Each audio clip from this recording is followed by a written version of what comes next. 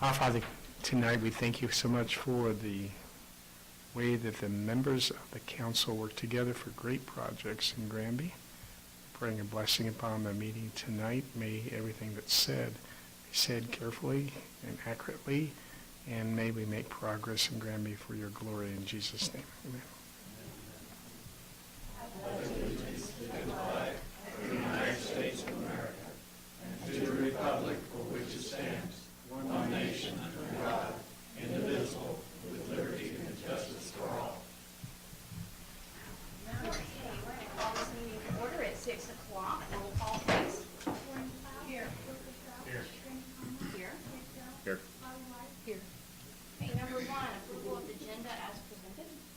I'd like to amend the agenda to add change order for sewer to new business number 12.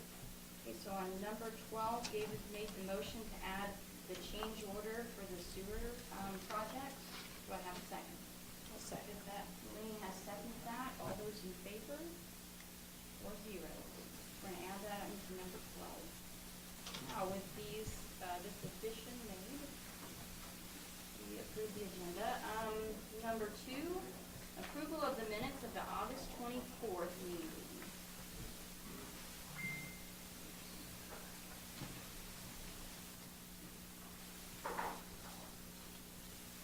I'll make a motion we approve the minutes from August 24th. Okay, Davis made the motion to approve the minutes from August 24th. Bill has seconded that. All those in favor? 4-0. Thank you, guys. Okay, now we're down to guests. Rebecca Phillips. Come on up to our podium, please. Rebecca, it's my understanding that you're looking for an RV permit. Yes, we recently sold a home, and we own a home here in Granby, and we're remodeling the whole thing.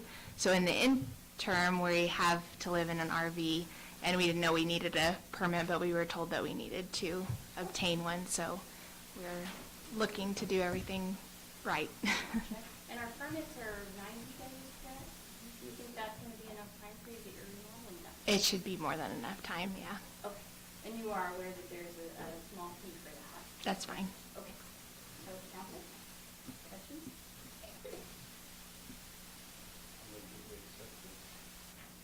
Okay, Bill has moved that we issue a permit to Rebecca Phillips for her RV. Second. Dave has seconded that. All those in favor? 4-0. Thank you. Thank you. We appreciate you coming in. Okay. You guys are welcome to stick around or head out. It's completely up to you. Thank you. Brandon Moffitt, I do not believe he is here today. I think he told me that he has classes on Thursday nights and would not be available. He has in the packet an application for a business license for Tempest Inc. I've spoken with Brandon on a couple of occasions, and I spoke with the health inspector. He is working with the health inspector to make sure that he is on the good side and legally able to use that. Do you guys have any questions about his? I guess it's going to be inside the Hot Rod Salon, and at the moment, he said that there was some advertisement online stating that he was doing tattoos. I had some questions. I called him up myself. I said, hey, this is showing you're doing business, valid license, talk to me about this. And he said, absolutely not, we are not doing business. We are doing a consultations is what he said. And I spoke with the health inspector. She also said they were doing consultations and that he is working to get all the licenses through the city, and through the health department. And he did send me pictures of the stuff that he has so far also.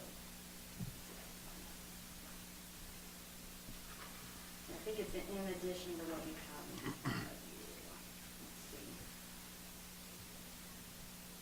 This is the Newton County Health Department paperwork stating that he has permission to do business.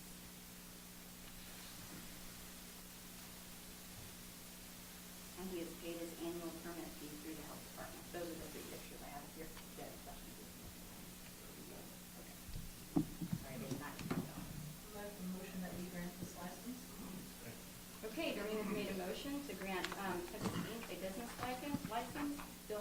seconded that. All those in favor? 4-0. Okay.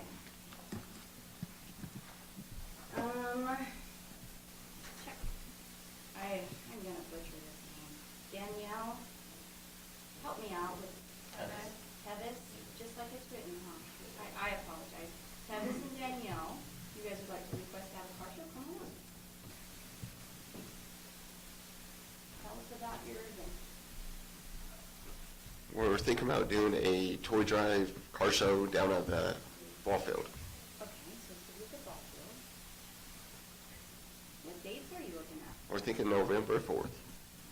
We would be open to other dates if November 4th was not available. But Do you guys do this through any programs, or is this just something you would want to do yourselves? We were looking to, well, our heart's desires is to gather as many toys for the children in the community. It would not be a official car show, you know, where you award a lot of awards for best car or whatever. It would just strictly be a fundraiser.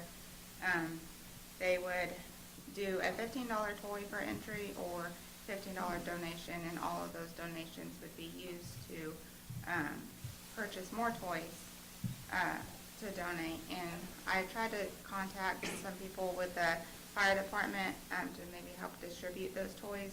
Our main focus is Grampy.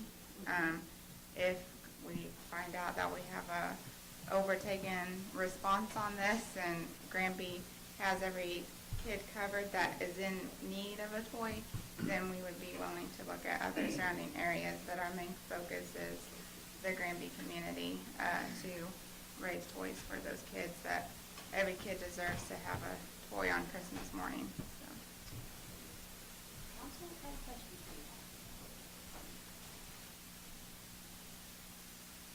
Are you guys opposed to working with our Parks and Recs group to help benefit your program?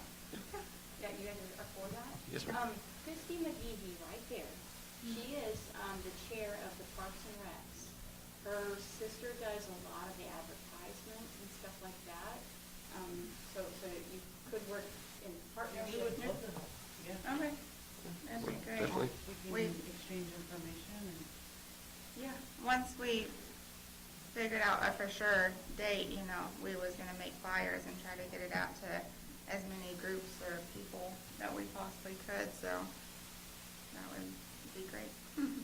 We actually have a community breakfast scheduled for that morning, so we can have some citizens in town. Yeah, and it would probably, we haven't discussed a time, but it would probably be like an afternoon car show, or morning, afternoonish, I don't know, like, kind of open for ideas of when the best time, like 10 a.m. or, Yeah, the breakfast is from 8 to 10, so if you wanted to just start at 10 a.m. start, that would be perfect. Yeah. Bring people from What- one event to another. What if you joined your events together and you served your breakfast out of your concessions? Are you guys doing concessions too? I'm sorry, I'm just kind of jumping on this.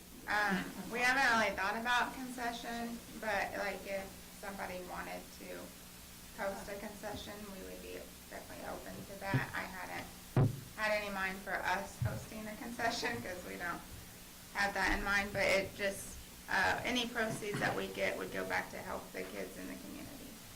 What if you did your car show at the same time they did their community breakfast? They did burritos and they sold them out of their concession window. They could still do your car show at the same time. That would help your community. I mean, that's just a thought. I guess you We could. could have a backup in case of like weather. You know, Yeah. I don't know if you could get- Right. Well, and that's, you know, We could weather always park permitting the cars up here, for the though, cars. if the weather was bad, and serve breakfast, and then we could park the cars in there or something, coming outside. They won't get them out if the weather's bad. I don't think, my dad doesn't drive his truck in the winter at all. Well, it'll be a backup, so. Right, yeah. And one, that's the thing, that's earlier the better for, you know, November 4th, but then it'd give us time to distribute those toys where they needed to go. So. That sounds like a nice day. What do you think, Chelsea? I'm not opposed to discussing it with the Parks Department and getting that, everything nailed down, but I have no problem with us doing a car show for the program. Alright. Do we have to make a motion? Is that a motion? Toy drive / car show. Okay, Doreen has made the motion to welcome them to have a car show / toy drive within our ball field. Bill has seconded that. All those in favor? 4-0. And Christie, just make sure you give them your information so you Yeah. can help them make this a success. Thank you. Not that you couldn't do it on your own. Right, no. I just want to make sure that we're all working together because that's how things flow. Right, yeah. Thank you, guys. We appreciate you. Thank you. Okay, you guys have a good evening. Thank too. you. Appreciate it. You left the toy over here. Uh-oh. Got a Yeah, toy. nobody has a toy. Okay.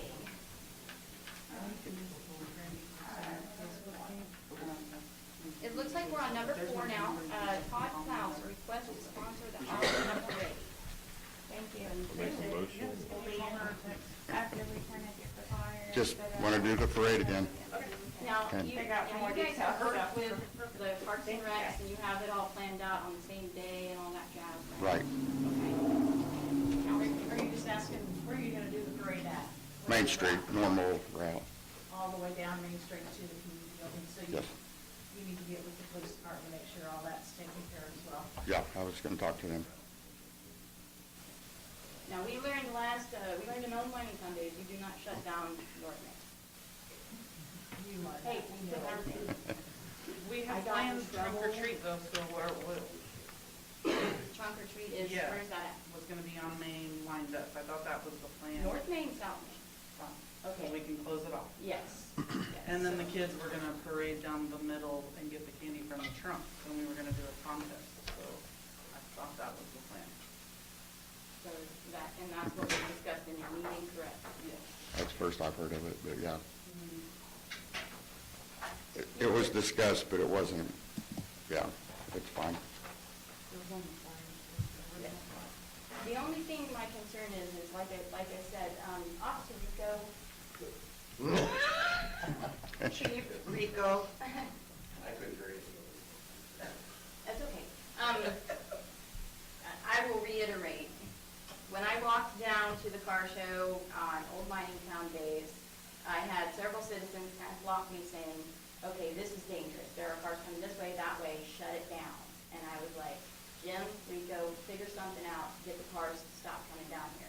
So they put a barrier on North Main, and then what happened after that? Our patrol team told us to take the barrier away. So I got my officers in trouble by putting up a barrier.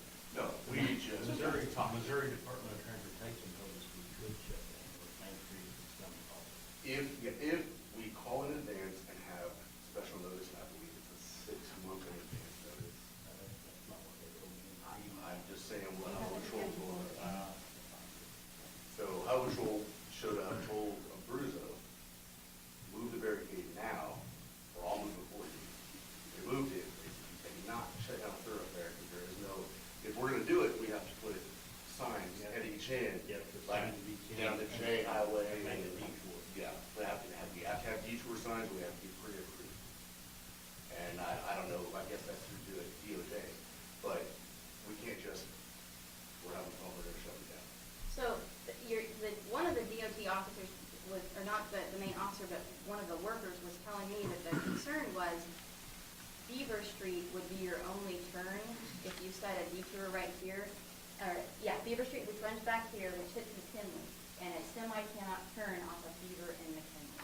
Is that correct? Actually, Joe Gwynn and I had driven pretty much every street, and to get a semi through adequately without, some semi drivers are better than others, but to get them through adequately without destroying something, there really was not a positive route besides straight through.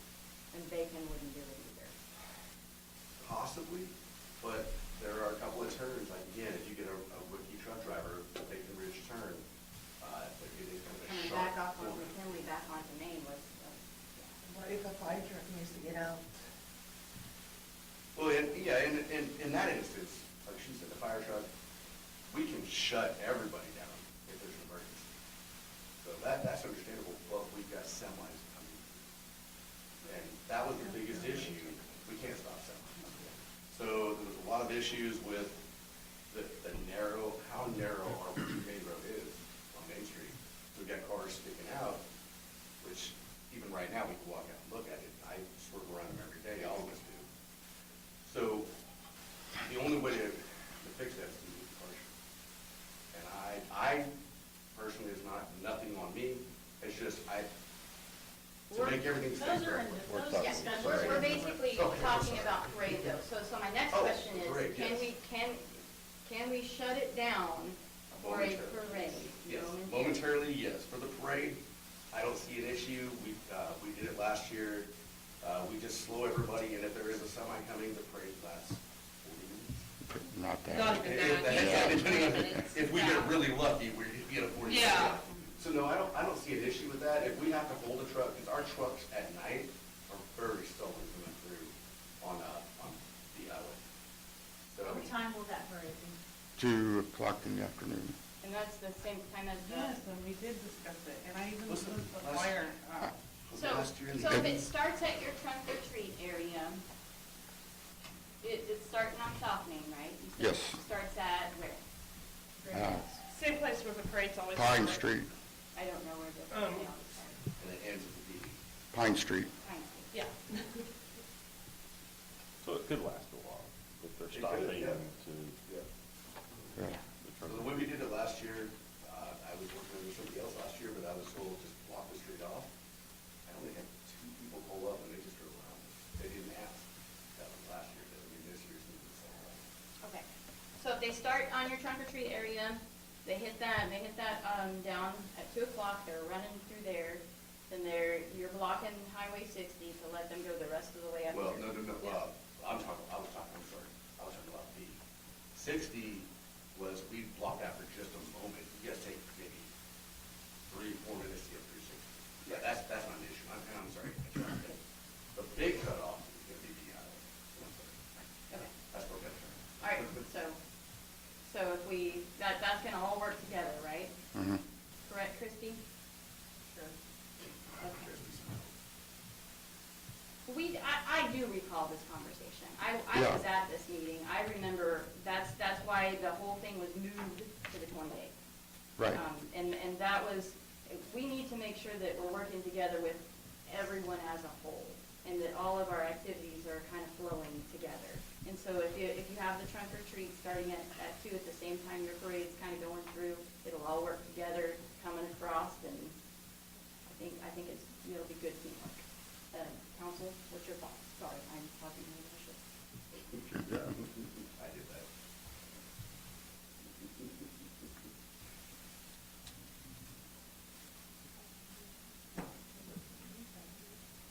You say October 28th, right? Yes. At 2.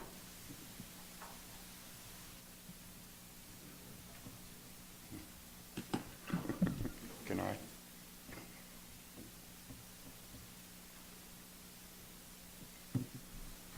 I guess my only question is, the flyer said South Main? That's for the trunk or treat part. Well, what, It's said through the, the- for the parade too? Well, it starts there. Right. Yeah. In our meeting, we discussed doing the trick or treat, lining the cars up, and then the kids and their trailer come through so that the kids can stop at each trunk or treat. That's what was discussed, so that's why I'm so confused, but that's okay. But the parade, after you've done the trunk or treat, you're going across the highway to come and do events at the community building? Yes. Right. What events are going on at Dick Smith Park? Vendors with booths, games, movie in the park after dark. We've always had our spook house in the community building and the free games that we've always done. Well, like I said, I recall this. I was at this Trainers. meeting. I'm not necessarily on the Parks and Recs board or anything, but I just kind of went to see what was going on. I remember the discussion. You guys stated that you always have it on a specific weekend. They wanted to do their thing the weekend before. You guys were concerned that there wouldn't be enough turnout for your event, so you guys joined together. So we're just making sure that everything flows together so that everybody's event is a success. Yep. So I'm just looking at, as long as townwide trunk or treat during the Halloween block party, October 28th, set up top name, prizes for the top 3 trunks, set up time 1:30. Parade starts at 2. Yeah.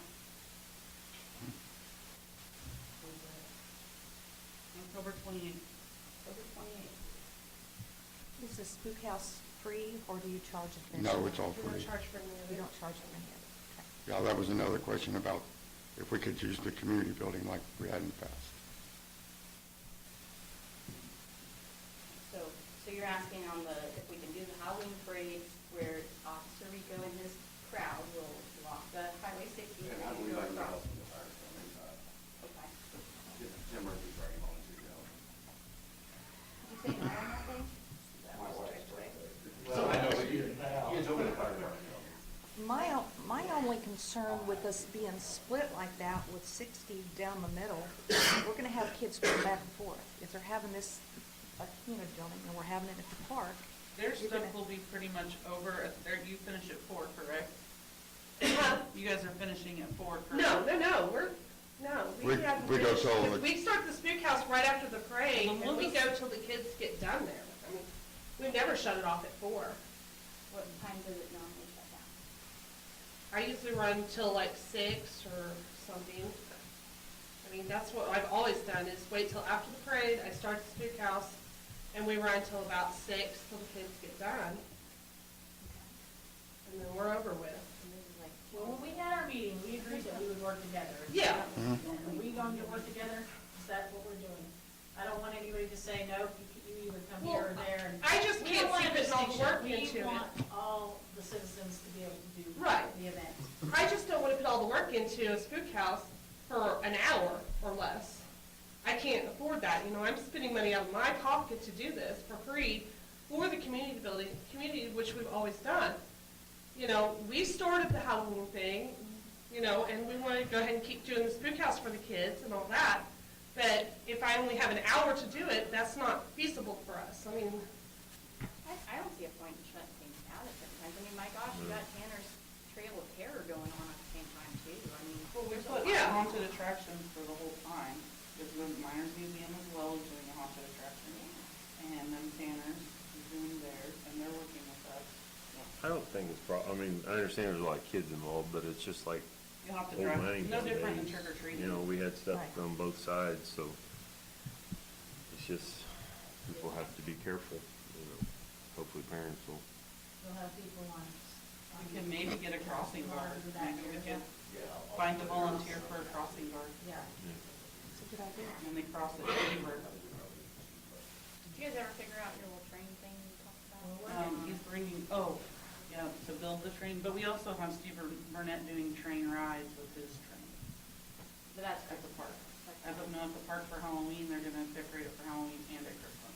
Are you all gonna advertise like several times before this parade to make sure you have floats? yeah, I always wait till after we have the meeting here before I start advertising it.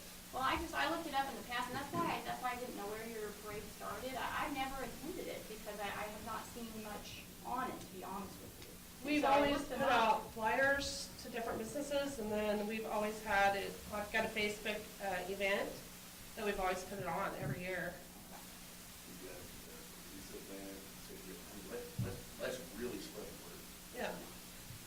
Yeah, and it's always good, even their, when they would do stuff there, like my girls, when they were younger, they always enjoyed that, so. Yeah, that's a good idea.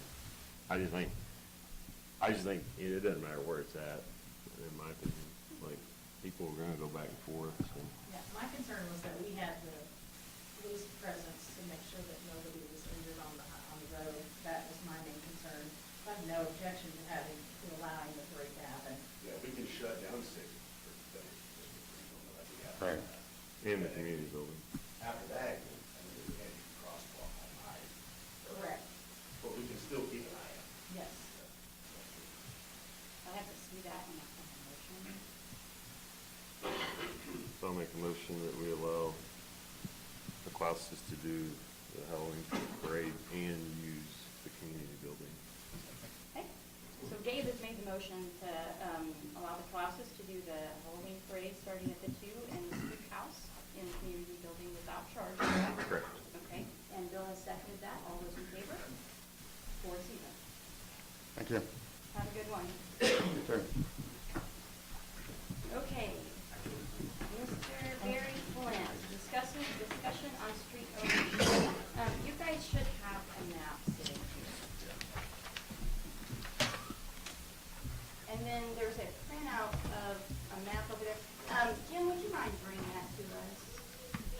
I've got the original plat here. Oh, that's the original plan, Yeah. that's what he has up here. Yeah.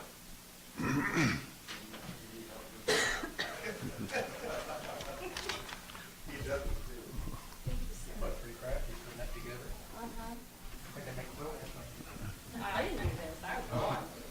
Okay. You ain't quilt that? This is not my quilting skill. Okay, so what you have here, you have a map. This is the assessor's map. And what is marked on it as yellow is the lines of the assessor showing where the city streets start. I'd like to correct that. What that actually shows is the property owner's line to the street. See, there was originally 20, I've got that here too. There was originally 20 lots. Now, this property is a Greer's subdivision, which was platted out in 1964. Each lot was platted out, it's surveyed, and they were surveyed to the city streets. Now, the problem is, everybody that was involved in this, I bought the property in 1988, and I came to the city council to make sure that this was city streets, and they agreed that it was. The problem is, everybody who was involved in it is dead now, so I can't prove it. I was down here looking this afternoon at the old minutes, and we had to hunt for them, and it was only an hour before. I've been out of town all week, and so I wasn't able to get here earlier, but there were musty, moldy old books for the minutes, and we did find some of them I've gone through. But anyway, this is the actual plat of the property, which shows it's a Greer subdivision, and you can see that each lot is numbered and surveyed. Right. And that does not show on there. The only, as they had sold lots, the city was maintaining the street to that lot. Now, where Greer's originally lived in the brick house there on Random Road was part of it. Where Tanner's live now was part of it. Where Tom Putnam's house was, that was part of it. And then the blue house up on the other side of the property was part of it. That's where it shows the two yellow lines on each side. Well, if you look, every place that there's ownership of property on each side of the road, it shows a yellow line. All that down like on Neosho Street in front of my house, that's divided up with each property owner, which shows solid lines on each side of Neosho Street. Right, because it gives easements from the city street to the edges. Is that, am I seeing those wrong? When you look at your assessor's map, you have an easement on each side of a city street that is the responsibility of the city, basically, correct? The streets are like, they're different widths. That's from the center. Right, and the lines on the assessors shows the edge of the property owners, and then the other side of it shows the city street. Right, that is a 60-foot street or a 40-foot street, yes. Okay. And all that's showing really is the property lines for each one that But what has it- owner. what- Because since I own all of the property on the inside, it's not going to show anything other than this big block of property that I own. Now, there was, I can't remember what year it was, I haven't found it yet, but after I met with the city council, Ken Channel brought the city road grader, and he established the roads because they hadn't been used since 1964. There was only those few lots out to the front on Random Road plus the one on King Street, the one house. So the rest of them hadn't been used. So he brought the city road grader and established the roads. And then the city paid for having them paved. So I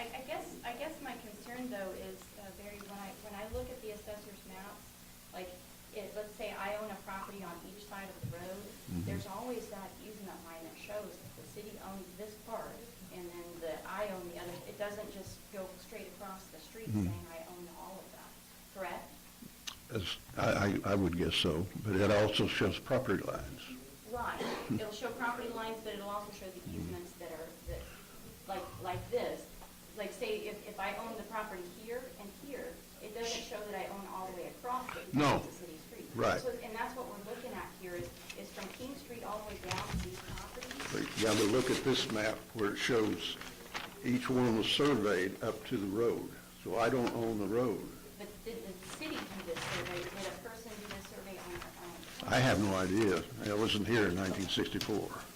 So that would be, the main concern that Barry's getting at is that the road, Harmon Street and King Street that meet together there, when you look at the original plat, and you were stating that it should have went all the way through and hit Cedar, Yeah, correct? yeah, and that shows it here as well. And that, yeah, that's what I was thinking. This to me almost looks like a developer's plan, not necessarily a city's plotted out map, correct? I don't know that either. But what I'm looking at, since we're not being able to prove it so far, either way, that the city had accepted it years ago in 1964, and when I brought the property, they had said, yes, these are city streets and we'll maintain them, since they had paved them. So whether or not it was right then or not, it set the precedent by doing it. So Barry's basically stating that the road needs to be maintained by the city. So does mine. I mean, seriously, there's so many, and Bear, I'm not joking about it. It's true. There are so many roads in the city that they need to be maintained. And I was told at the time that they thought these were the last two unpaved streets in the city. So they said, we need to get that done. And that's where the concern is. When you just popped off, so does mine, there's a dozen streets in this town that need maintaining that are clearly mapped out our streets. And the problem that we're struggling with is, do we maintain a street that we are uncertain of? I mean, because if we maintain this street through here, do we maintain all of the streets within April Homes? Are those our streets too? Because those are plotted out on a map just like this, and Yeah, I they don't hold know. those maps. So that's where you have to ask yourself, if the developer comes in and plots these out, and decides that there's gonna be a street going through their development, is it the city's job to maintain those? But did they, who paved those streets in April Homes? Did they do it? I have no idea. I don't know who paved your streets either. I have no idea. Well, it was a city employee that did part of the work anyway. I know when we bought our place, there's actually, going down the center of it, in the front and also in the back, there was two streets. But they were done by the developer. And Gamble Street was supposed to carry on out north, and Baroque Street was supposed to go across east to west in the back. Now, that was just the developer's plans. I understand where Jamie's coming from, because, that's, Sure. it's a possibility. And I understand where Jamie's coming from too. You don't want to expend money that is not part of the city, so I understand that completely. It's hard to justify to our taxpayers if we are paving a road that we cannot clearly tell is ours. That's where and that's what your council needs to discuss, is what's their thoughts on it, Yeah, in fact, there was a complaint years ago about the city doing work on private streets, which was mine.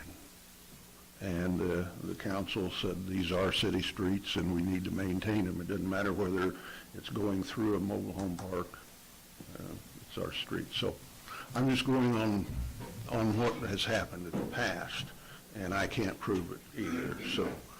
And part of the problem too, though, Barry, is if you start looking at our ordinances, it states that our streets have to be curved, like if you're Sure. doing yes, sir? And that was, That does show your streets. Oh, right.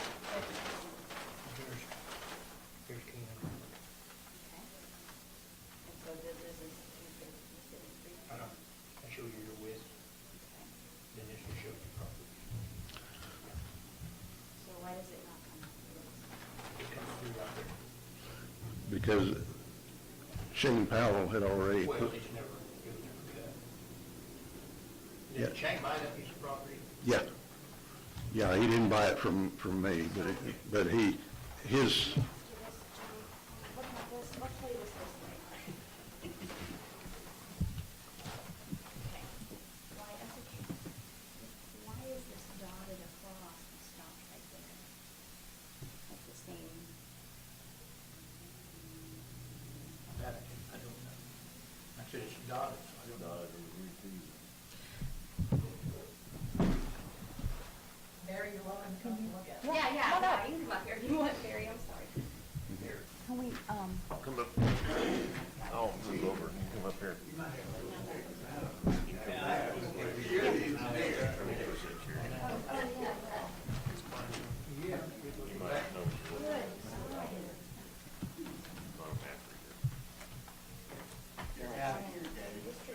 Come sit by you.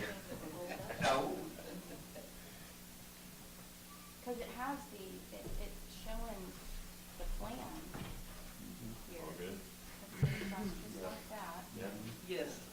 each one of those is the same thing.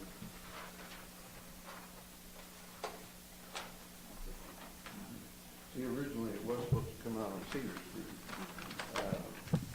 But when Ken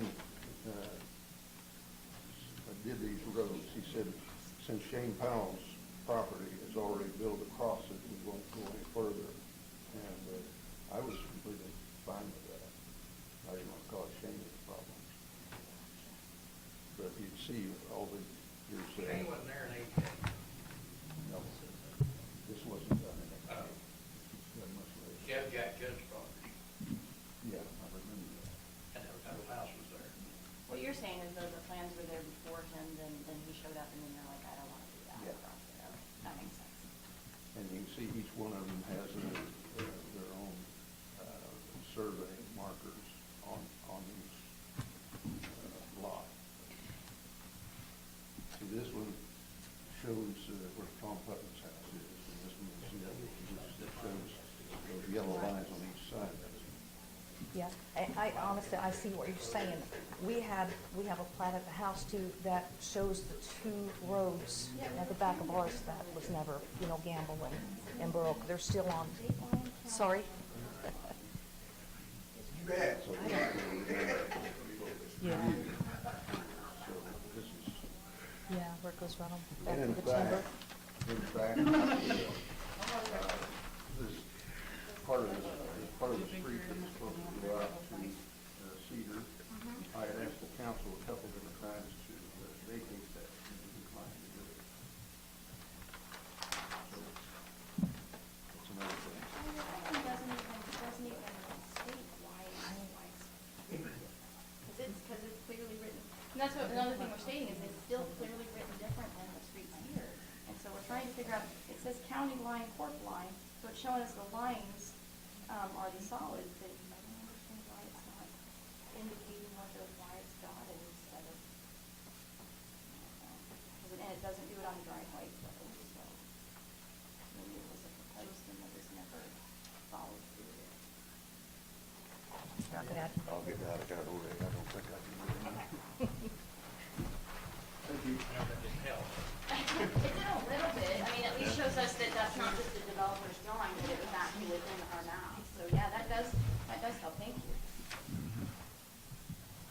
And that was a big question we had, was, is it just the developers, or was it part of the city maps? And it's showing the same plan as what you have right there. So, council, what's your thoughts?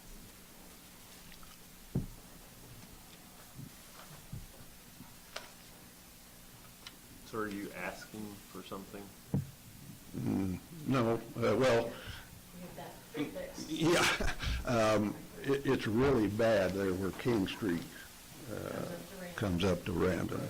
And there's been several times that Jim has come out and put rock in it to try to fill it up, and as soon as it rains again, it washes it all out, and we got deeper holes than we had before. So something needs to be done at that point, which there was no contention as to whether that was part of the city's. Who purchased the house right there on the corner, inside there, I- of Randall and Katie? I don't know who they are. He's not very friendly. Oh, one of those. Yeah, for quite a while, people thought that was one of my properties, but it has never been, so. Jim, what would you propose?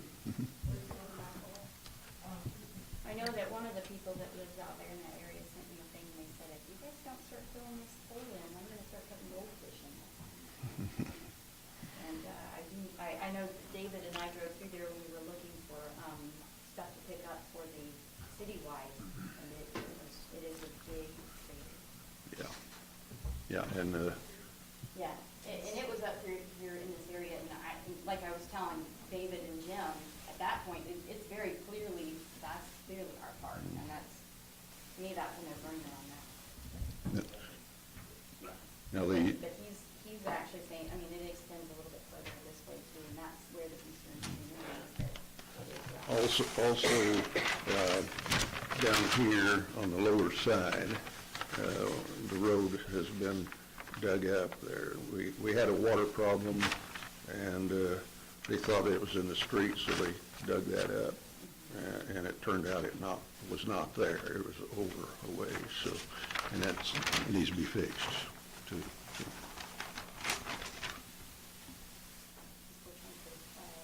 Yes, Martin? Were any of these streets that were paved, these are out to, would the Missouri Department of Transportation have a plan of these streets or in the streets? The Missouri Department of Transportation would not, when the city actually pays them themselves, that's within the city. And the city would, and they would do highways, but we're talking just, it's random, off of random road, so no. But Barry has stated that it has been chipped and sealed at one point in time by the city. Is correct. Correct. Yeah, and, well, I lost my train of thought there. Well, as far as the utilities go too, I did make a deal with the city that I put in sewer lines that at that time would not have, we didn't have the sewer yet, but I put them into the city specifications, so when it did come in, that they would take it over, and they did. Okay. That's showing the original lot line. Original lot. Is the checker. So here's, that shows the original lot line. So that shows the lots. That's just showing The the lot lines to the lot. Yeah, the solid lines, three streets.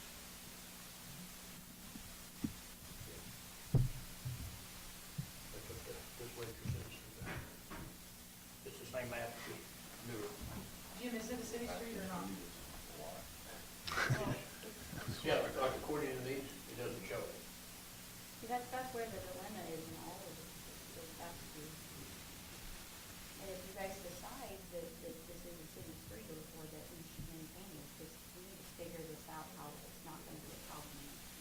But see, that was like, kind of probably Steve, when Cameron Gamble was developing that, there was a part of Hugh Street that went all the way over to Little Mill Road. Yeah. Is Your there dad told me- any other streets that look like this in our maps? There, What about out on ours? What does it look like on that, down on Gamble and It'll show Cameron? that part of Hugh Street on it. Just like showing berries here? Okay. dotted like that. Now, one thing you did mention about the ordinance saying the curbed and guttered, and that was brought up, but in 1964, that wasn't a problem. So what you're saying is that was an ordinance put in place after? Later. Because see, this shows your streets for the trailer park, and those aren't city streets. And it's showing them. So this map is good enough to show you, this is April Homes.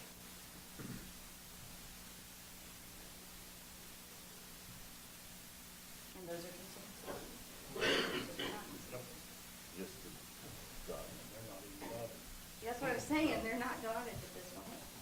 They didn't want to do the curb and gutter. Like, we get a 911 call, it'd be 200 wet cedar, and then we have to find a lot number. And that's what I was told about, so you have to. Yeah, that's another thing. Each one of these homes has its own street address.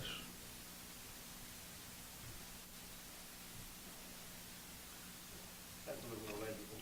Yeah, there's not so much. I don't think it would have been a problem if they'd have continued selling each lot off separately, because then you'd have different property owners and city streets would be definite, but I can see where me being the only owner in that area makes it a problem.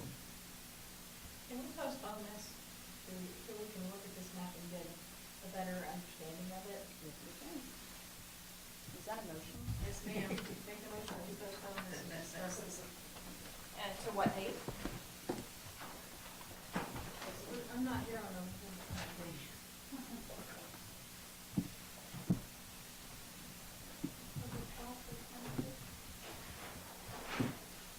So let's go to 12, because I'm actually going to be gone on the 26th. Okay, Doreen's made the motion to postpone this issue so we can get a better understanding and better look at the maps. Do I have a second? I'll second. And Bobby has seconded that. All those in favor? 4-0. So it's postponed to. Not to shut, not just, Well, right. just not to shut you out. I just don't, I mean, y'all can't. Sure, make that I understand. point. I don't want to make a decision and not have all the information. Okay. Okay. If you would, let me give you a quick update on the Lux lot. Oh, yes, did you? That'd be nice. Yeah, we did get the DNR approval to dig over there, and it's been a long process from originally what they said they would do or what they wanted us to do. I have ordered all the pipe, and all the materials were supposed to be here this week, but they haven't notified me that that's the case yet. We did get Clyde Babb. We're going to rent the excavator because he didn't have one. He's going to run that and do most of all the work for us. And so that should start in the next couple of weeks. It's going to be a lot of money going into that ground that you'll never see. But if it works right, you'll never know it's there anyway, so. What is your projected date of having, an incubator in there? Do you have a? I don't have a projected date because we're still fundraising. We're still trying to raise funds. We've got quite a bit of it. We did get a couple of big donations and to rival what the city did. So we're quite a ways on the way, but it's going to be over $20,000 just to dig that hole and put the pipe in and all that stuff. So a chunk of that is going to go in the ground. The next step after that is concrete, and that's supposed to be about $70,000. So we've got a good chunk of that, but we don't have it all. Did you say 7D? 7D, that was what we met with Branco, and hopefully that's the high. We'll find somebody cheaper. I'm gonna try to choose my words wisely when I say this. Is there ever a point where utilizing that property is not in your best interest? It's not, we won't get our money back on that. It's all strictly for city enhancement. Right, but is there ever a point where it being a parking lot would be more sufficient? Or Still have the same problem with the water runoff if it was a parking lot. Okay. Yeah, and you still have to cover it with concrete. It couldn't be an asphalt parking lot. So, yeah, up to that point, when the concrete is poured, it could be utilized either way, but it's still going to, in order to comply with DNR's mandate, it has to be 4 inches, at least 4 inches of concrete, and that's over 5,000 square foot of concrete. Well, there's going to be more than that because there's going to be some to the front of the containers as well. But yeah, it's already past the point where it really is not going to pay for itself. but the city will get the benefit of it eventually, because you'll be able to collect taxes and that utilities and that kind of thing off of it. And we will have 7 more places for business. So, yeah, no, it's not a moneymaker at all. And it's sat there for 35 years, and nobody has figured out what to do with it, so, What's original plan was supposed to be. well, That's why I was asking if there's. well, that was the city's idea, but the city said, or DNR said no. Well, I've got a question. Wasn't DNR involved? Was there a lot of chemicals underground there from the That old was, place? that was the old R&O processor. You're right. And their Let it processing, all go down in the ground. yeah, they were very lax about their water that, and chemicals that, you know. I See, know they called me out of the blue, probably what, a month and a half ago, and asked me, who owned it, and for information, I think they called you after that. But they said yearly they check on the property. Yeah. So I thought it was strange that they called me, but I ended up giving them your numbers, I know they called you out. yeah. Okay, any other questions? Tom? And I did want to say too, just for the next year's pop-up market, I have secured the land Chris Howe owns down here, that if we want to do that next year. Are you going to the Old Mining Foundation meeting? Yeah, yeah. September, 26th. The only thing I don't know is time or place. But it had the, the place? 21st is when it is. 21st, Oh, at the annex at 6 o'clock, or at the senior center at 6. Okay. I'll be there. All right, thank you. Thank you. Okay. All right, moving on to old business, supply sewer to new homes and application for building permits.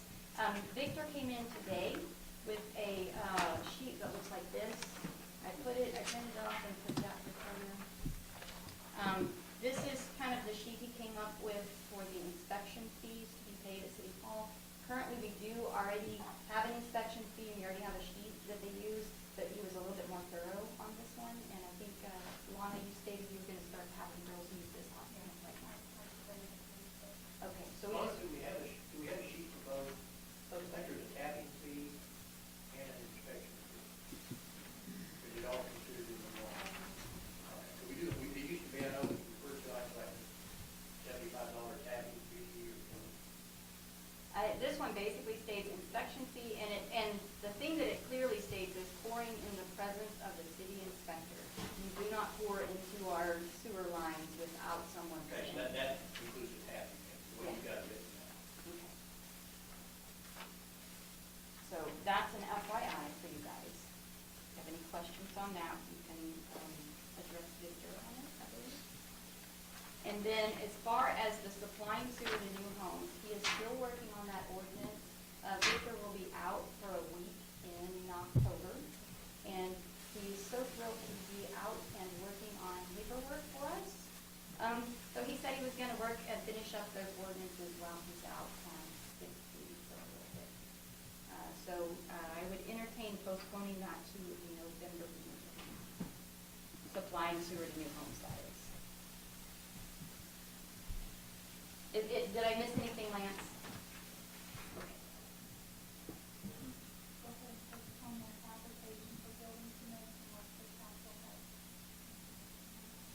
Okay.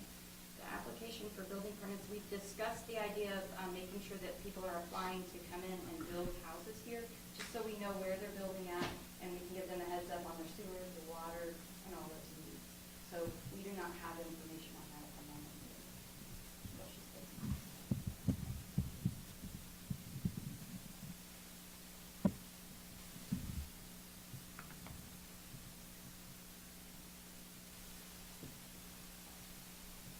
I move that we postpone this to the November 16th council meeting.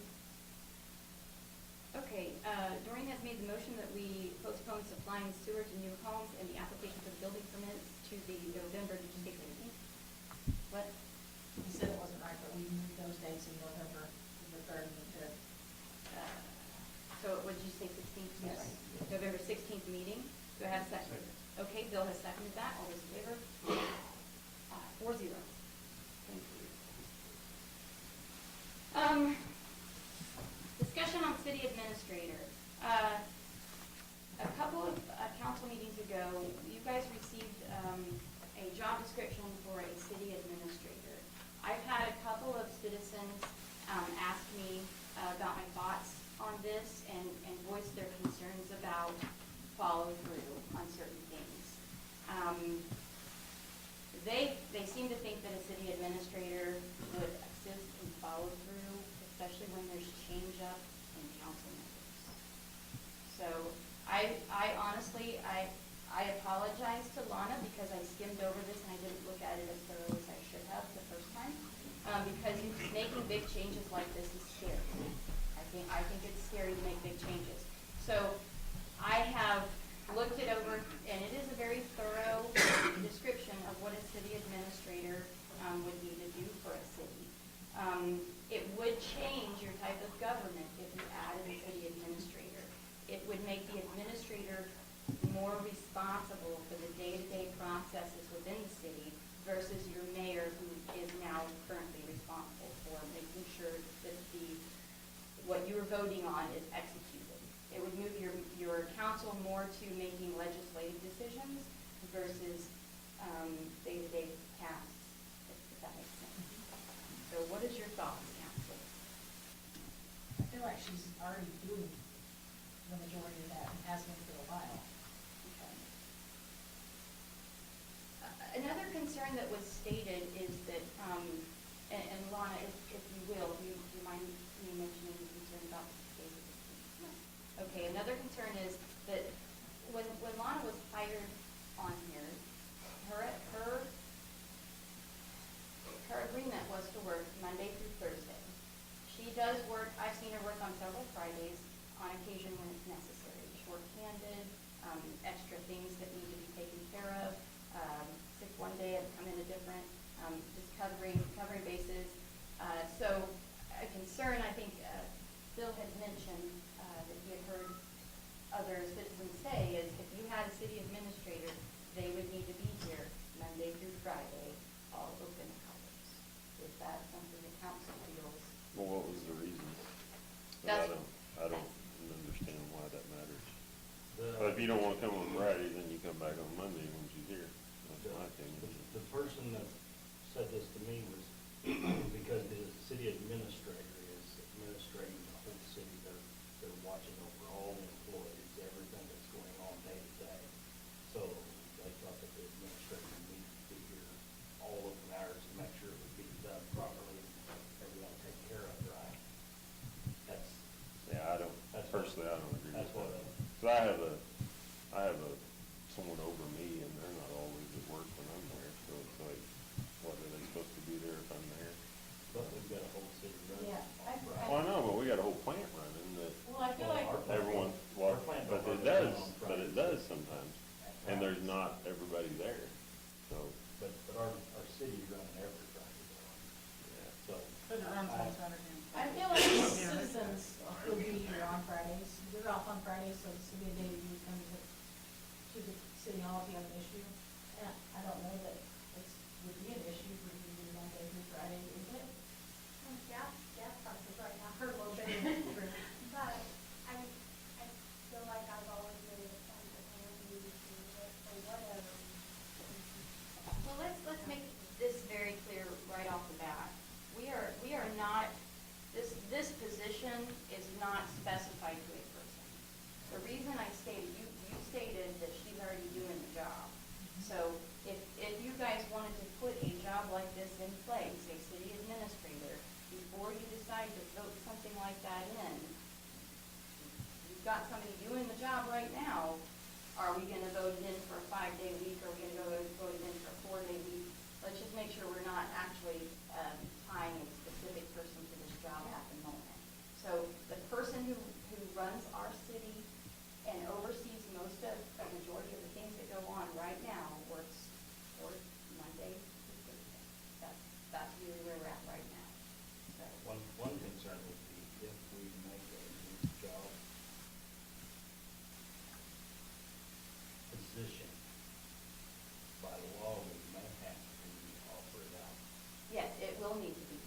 It You wouldn't just create have- a new It wouldn't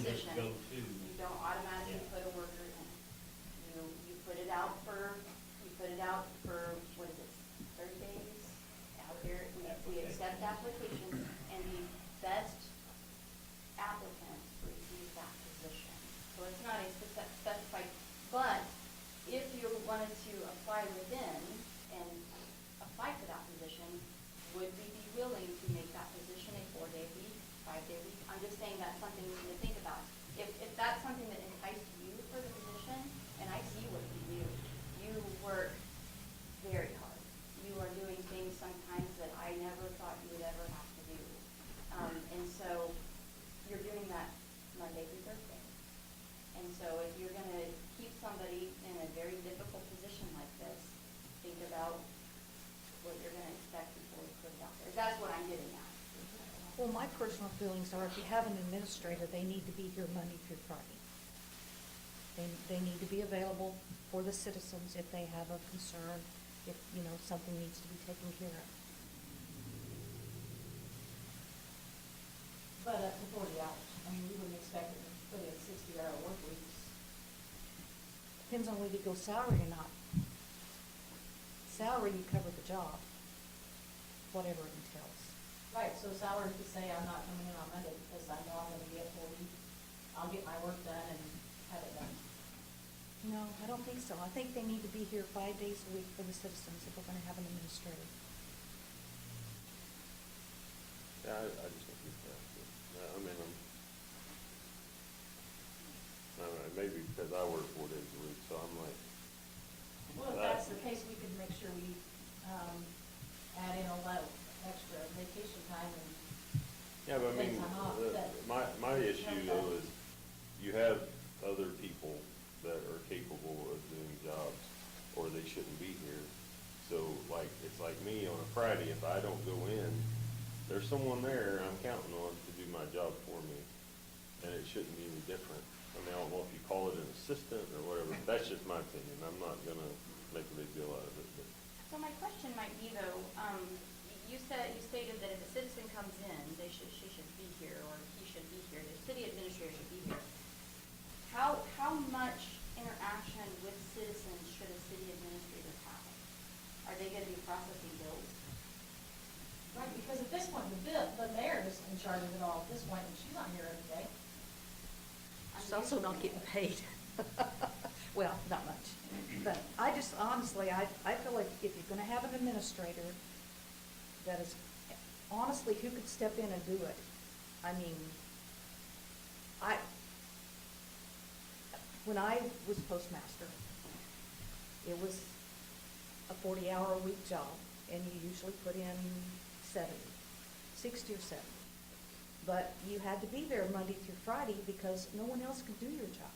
There's things you have going on that no one else is able to come in and pick up from the point you're at and go from there. So do we need to vote on this? It's entirely up to the council. If you're ready to vote on it, you can. If you want to postpone and think on it deeper, you can. I just would strongly suggest you think about how much interaction with the citizens a city administrator should have. And your administrator is at the top of your list.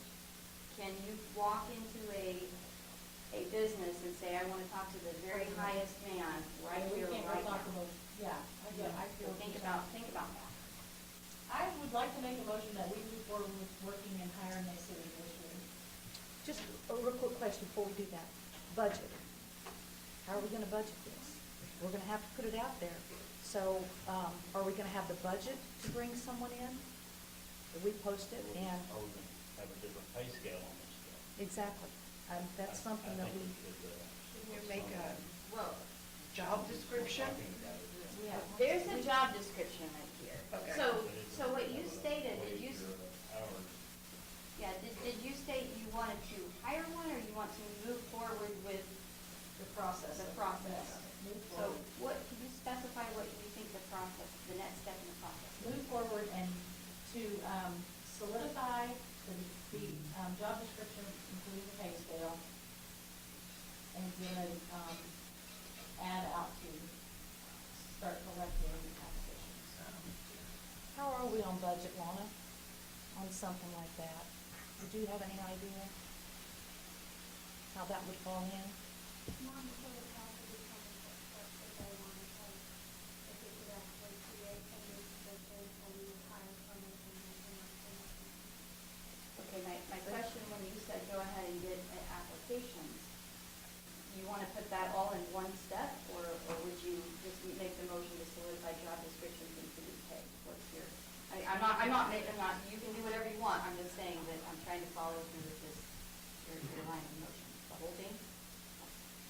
After we get the job description and pay scale, then we would move forward with accepting applications. So you want to do it as two different things? Well, if we're gonna promote from within, does it have to be posted? A new position has to be. It does, okay. Yes, if you are creating a new position. But you can specify that it's going to be an internal. Well, and the pay, obviously. Also, will Lana's job now be, if she's doing the job now, will not that make that position, We still have a city clerk. yeah? So what you're getting at is, would you hire two people? Yeah. Would you hire a person in addition to Lana? Yeah. And that is a good question. Lana, is there duties that, like, if you were, if you were to hire within, is there duties you would be able to put off on the other girls, and, or would we have to have two people? I wouldn't do any additional office staff, to hire from within. The past year, we've been working toward revising the way that things have been done there in the office, just to alleviate some of my workload. Aside from this, the So- council has been enough to allow me to hire an additional part-time person. And so the court responsibility as well as the busy other time. So if we hire outside of, does that mean we eliminate someone within? So maybe this is not a rehire, but a restructure of our clerk office. Yeah, because that will be a redundant person that you could hire from. We restructure it and basically just retitling her position, giving her, taking some of the job duties that are just really, So maybe we need to postpone this and discuss it more, because if we put this in the new position, Can you just slash it? I mean, city clerk / administrator? Well, you don't have to have a deputy clerk, you have to have a city clerk. so if we restructured as an administrator, and then our deputy clerk became our city clerk, and then we still, that's just kind of splitting some of the duties. Didn't you say Carrie's not interested in the city clerk position? She and I have discussed this more recently, and she clarified to me that she was not interested in my job. But she certainly said it to the board of city clerk. There are days that you are doing stuff that I would not label that as a city clerk's job. There are things that you've done that I'm like, whose job is this? Wait, you're gonna do this, and so, it surprises me, but that's all. I think we're still gonna have an issue though with, but I'm not gonna speak for Lana, but I know how I feel about my job and my hours, and if this causes an issue, like, I'm going to find another job, like to fit with me. But, So you're, Restructuring my position. I have always been in my position, and sometimes it's a judgment call. I've driven to get here, and I was just gonna work my position, and not do it. So I think if it's a question of whether or not I'm available, unless I have vacation time, I'm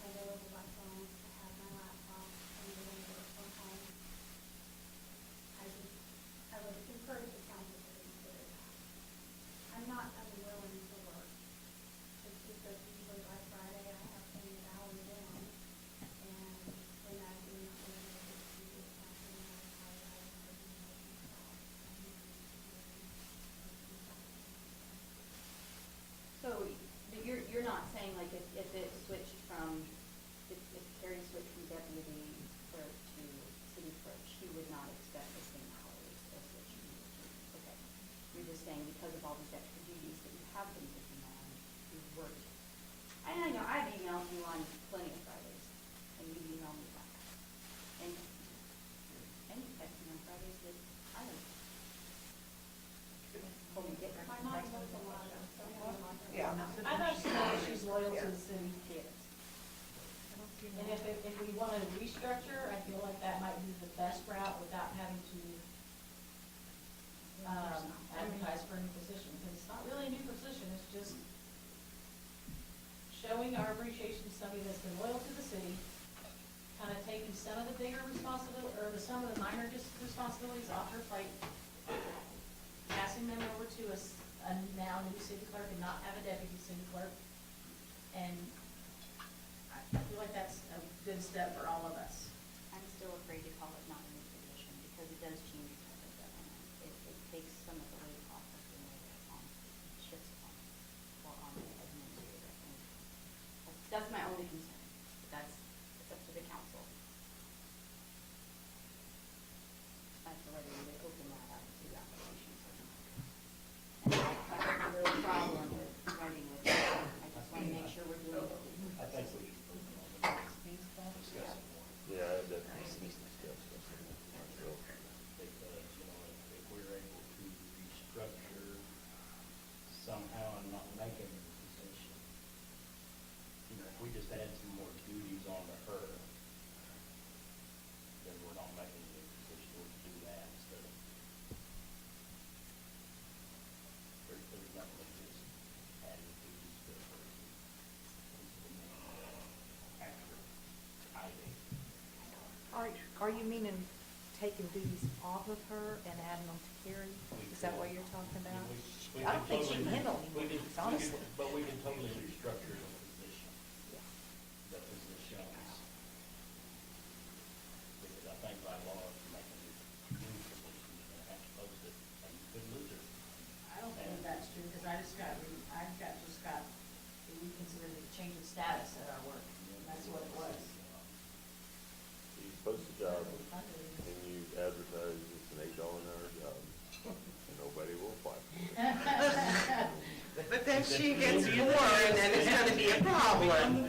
Yeah.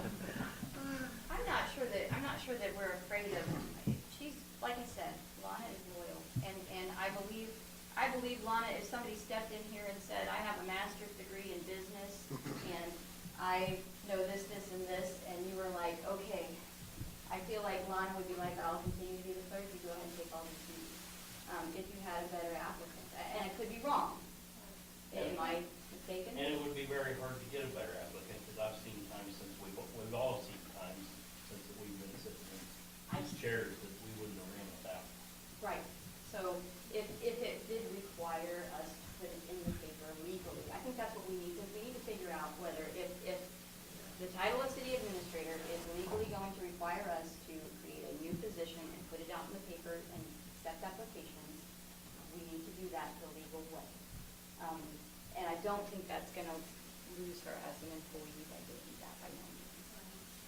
You want 4 days or 5 days a week, what's your chances of wanting to do jobs in the city hall, say, I want to do the city For administration sure. today? Yeah. Ain't gonna happen. Make an appointment. That's right. I move that we postpone this to October 12th, and we have to come back with some solid information. Okay, Doreen has moved to postpone this to October 12th. Yep. And please come back with solid information as to whether that's a new position and if we have to have it legally posted. Do I get a second to that? Bill has seconded that. All those in favor? 4-0. Thank you. All right. Bills to pay, balances on hand.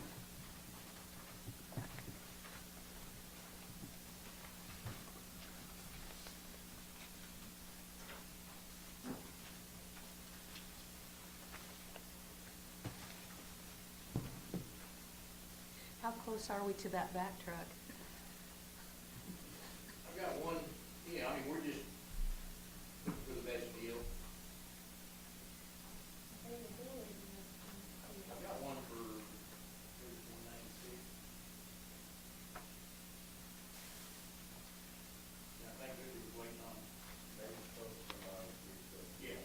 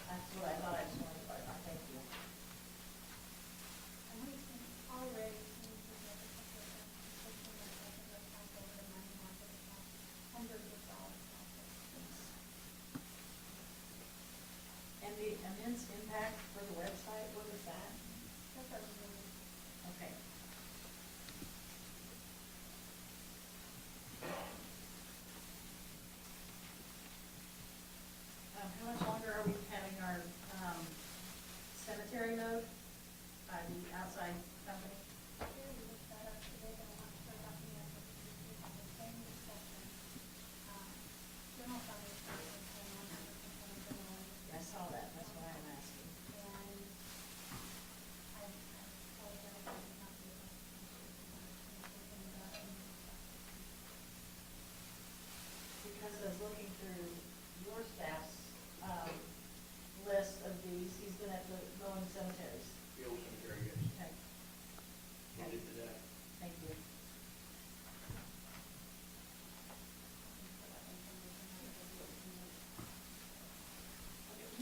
Why would we hang golf cart concessions in our water games down there?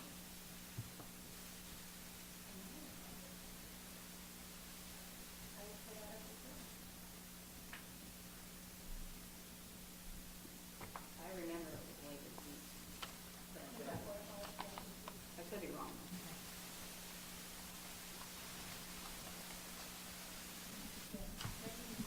Okay, okay, okay. I just wondered why we would be paying that in August. And another question, the utility service company for the water tower, is that when they went out and cleaned it? Yeah, but we have a monthly or annual fee coming to an end.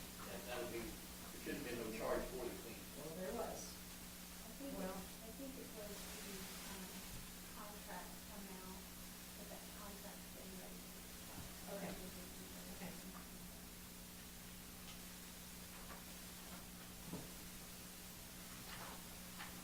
Anything else? I'm just, There was two trying to Suez figure- contracts. There's one that expires, is it We did not renew the one, that was renewed in October, and the other one we changed. Okay.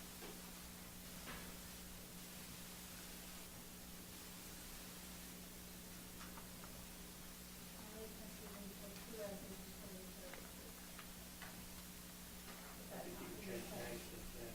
Yeah. It's not the utility. And also, I just received the inspection report on that tower. I know when pictures of that come up, there's always what the inside looks like. I've got the report in there. Anyone's interested in it. They do this, you know, we get an inspection each year.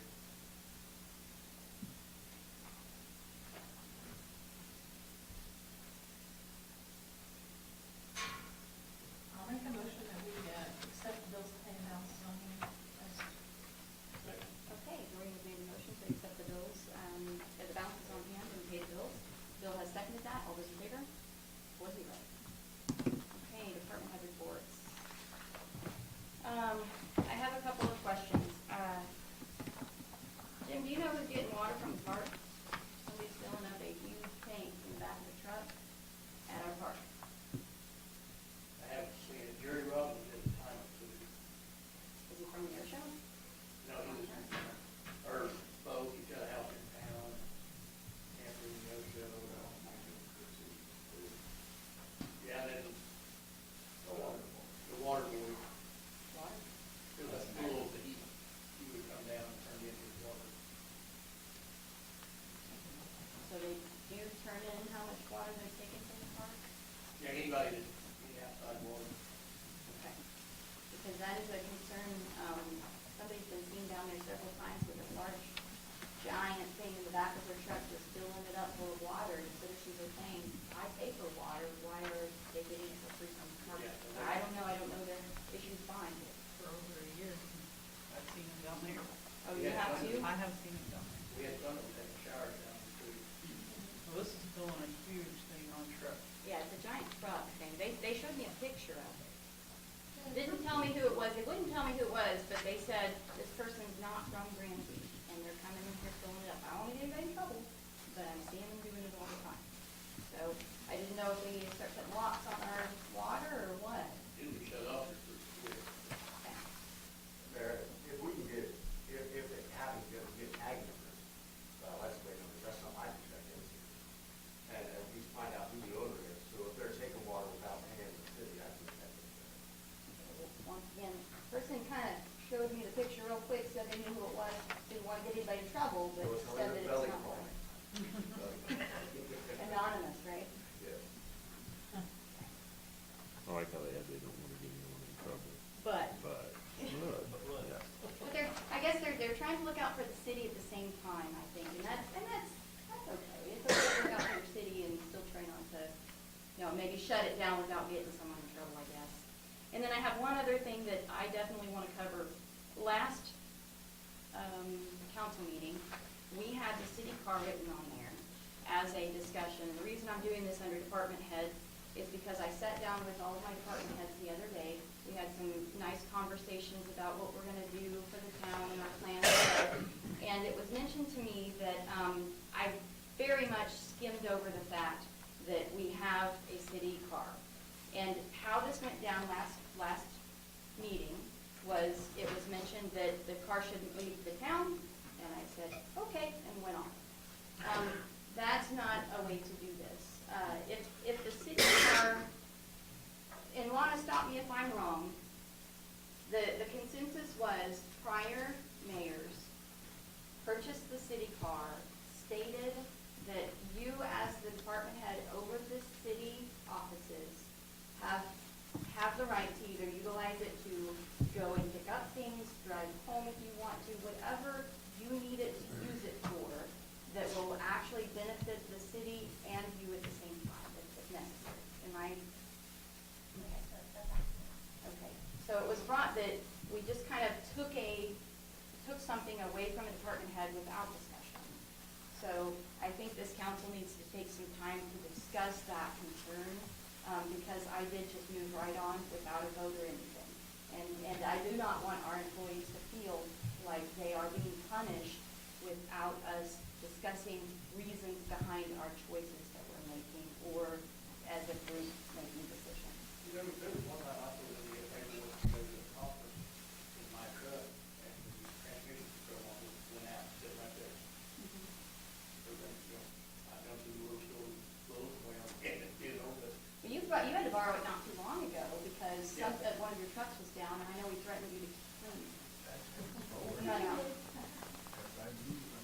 Well, that was my understanding, was when they purchased the vehicle, it was like for you to run and get supplies and stuff like that.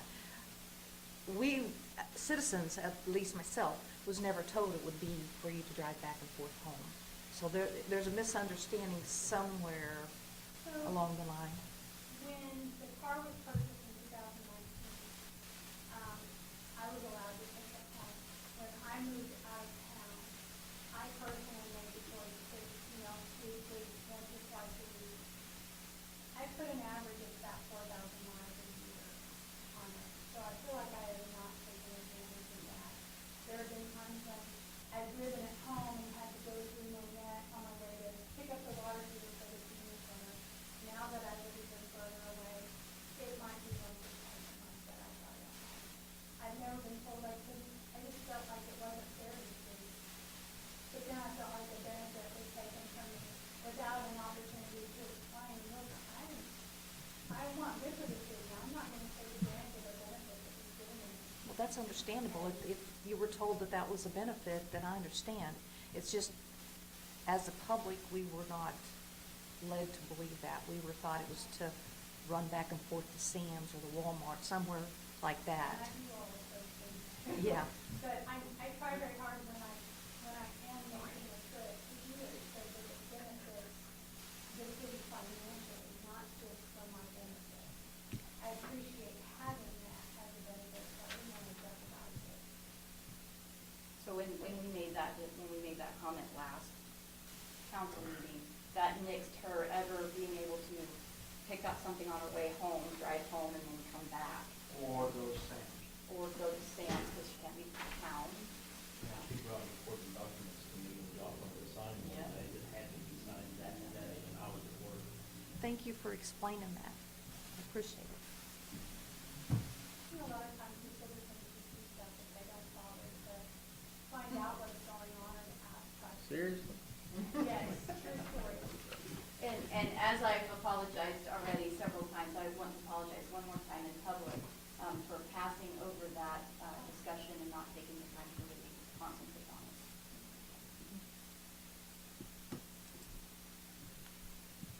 Questions about department head reports? No, but I do want to tell Murphy and all of his fire department They were at the back-to-school night, and awesome. As volunteers, they showed up, and there was several of them there. They were talking with the kids, doing a great job. Passed out notebooks, awesome Yeah, job. they helped us when we did the race clinic, so, I mean, job well done, guys, we appreciate you. I just don't know that you hear that enough, so thank you. Very good.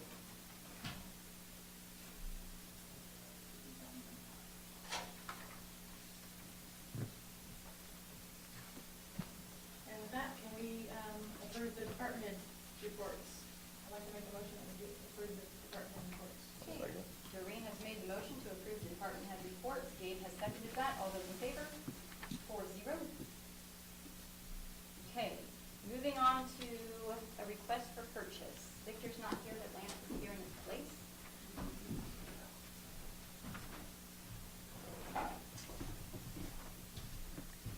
We are requesting to purchase a variable drive for the plant. The one we have out there recently went out. It was installed in '08, so it's about 15 years old. So it's pretty much lived its life. We got it, I mean, we got our money's worth out of it. We had some electrical issues which caused it not to read right, and that's what caused it to error out. So we're looking to purchase one for $1,598.39, not to exceed $1,800, and that includes shipping with it. So Okay.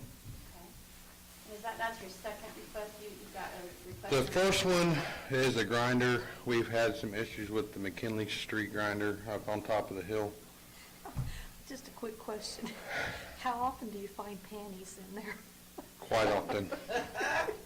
I got a chuckle out of that one, I'm sorry. I've got several calls in the middle of the night with pumps with underwear in them, yes. Yes. People are flushing their underwear. Yeah. It's a nice surprise. I've found soccer balls in there, I've found baseballs, I've found softballs, I've found just about anything you can imagine. So, Sounds like somebody's taught us. Probably not a lot of money though, right? no, Okay. no. Which The- of those go far? The first request is, it's basically a grinder station. It's the pump, the panel, like what we installed on the other McKinley grinder station. We got a good price on it. We got it for $1,800. We already purchased that, because it was built in our budget already. So we went ahead and got it because we got free shipping on it. They actually hand-delivered it to us from Springfield, so we didn't have to pay for nothing. That's right, that's the one he came in and he said, I need it like now. Yes. Okay. So it's a complete grinder, new control panel, new floats, new everything for that price. So we went ahead and purchased that. So pretty much asking for forgiveness on that one, but, Well, he came in, he did yeah. talk, and I was like, well, so this is considered an emergency? yes. And he said, And yes. it was built, and it's Right been now, built that into has our to budget, come out. so, When we built his budget, we thought Yep. extensively and made sure that we yes. added extra for the parts. So basically, we're gonna have two complete new grinder, pretty much new grinder stations on McKinley once we get that one installed. So new grinders, new control panels, new floats, everything in those, so. You guys ever seen what the inside of a grinder looks like? I have a picture. They took me to see it the other day. That's the station. You open up the thing down there and you see there's supposed to be pumps in it. That's right. That's what- Huh? That's right, you see a picture. I don't have any stuff down in there, but that's what those look like. I had no idea the other day. They were more than happy to take me. They showed me all the stations, what the expense. That is one of our smaller stations. That's considered a grinder station. That's only a 2 horsepower pump. Most of our other ones have got 2 pumps in them, either they're a 5 horse or a 10 horse pump, which are bigger pumps. Our main lift station has 2 pumps, which are 25 horsepower pumps, so that's one of the smaller ones. So, and that's, I mean, granted, we can order just the pump itself through USA Blue Book, but that's $4,000. So basically going this route, we saved almost $2,000 and completely revamped the whole station. So, Okay, so basically what you're looking for is you're looking for a motion for a variable drive in the amount of $1,598.39, Yep. not to exceed $1,800. yes, ma'am. I'll make a motion that they are allowed to purchase a variable drive for $1,598.39, not to exceed $1,800. Okay, Gabe made the motion to go ahead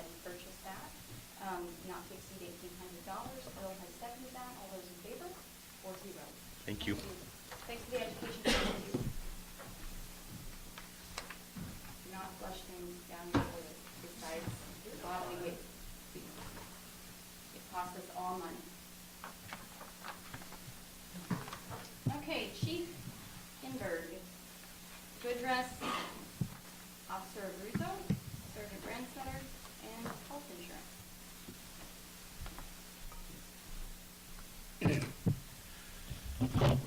I know you guys all cringe when I come up here because I take forever. I'll do my best. Just to let you know, Brandstetter and I went to free training from Black Rain. You guys had approved the last training for us to be instructors in firearms. They give us a free armorer's school, which is $400 a piece. We got $800 of free training in the last 2 days. Just completed it, so anything that goes wrong with our guns, we don't have to send off. We can fix them in-house.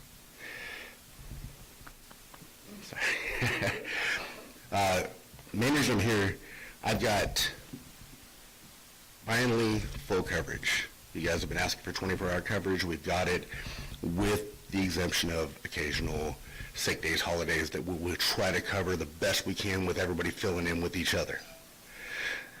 We have got, and I know this is a little bit offbeat, I'm just going to give you a heads up, we've got tasers coming from the Newton County Sheriff's Department.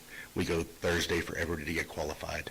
We bought one. They're giving us multiple more.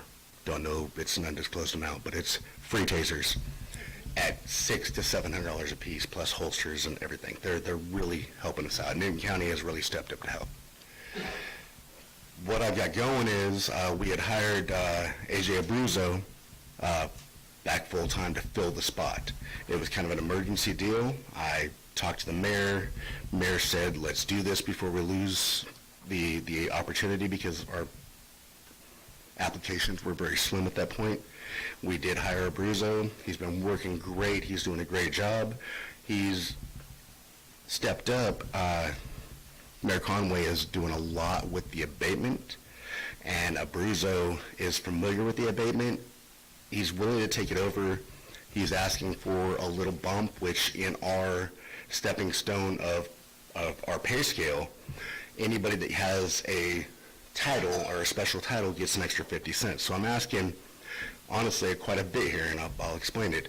Abruzzo, I'm asking for 50 cents more for the abatement officer. It's a title. Officer Deno has stepped up to be a corporal. He's taking care of all the reserves. He's doing a lot when it comes to the paper trail, keeping track of things, filing papers. You step up there, sir. Officer Deno has really stepped up to the plate.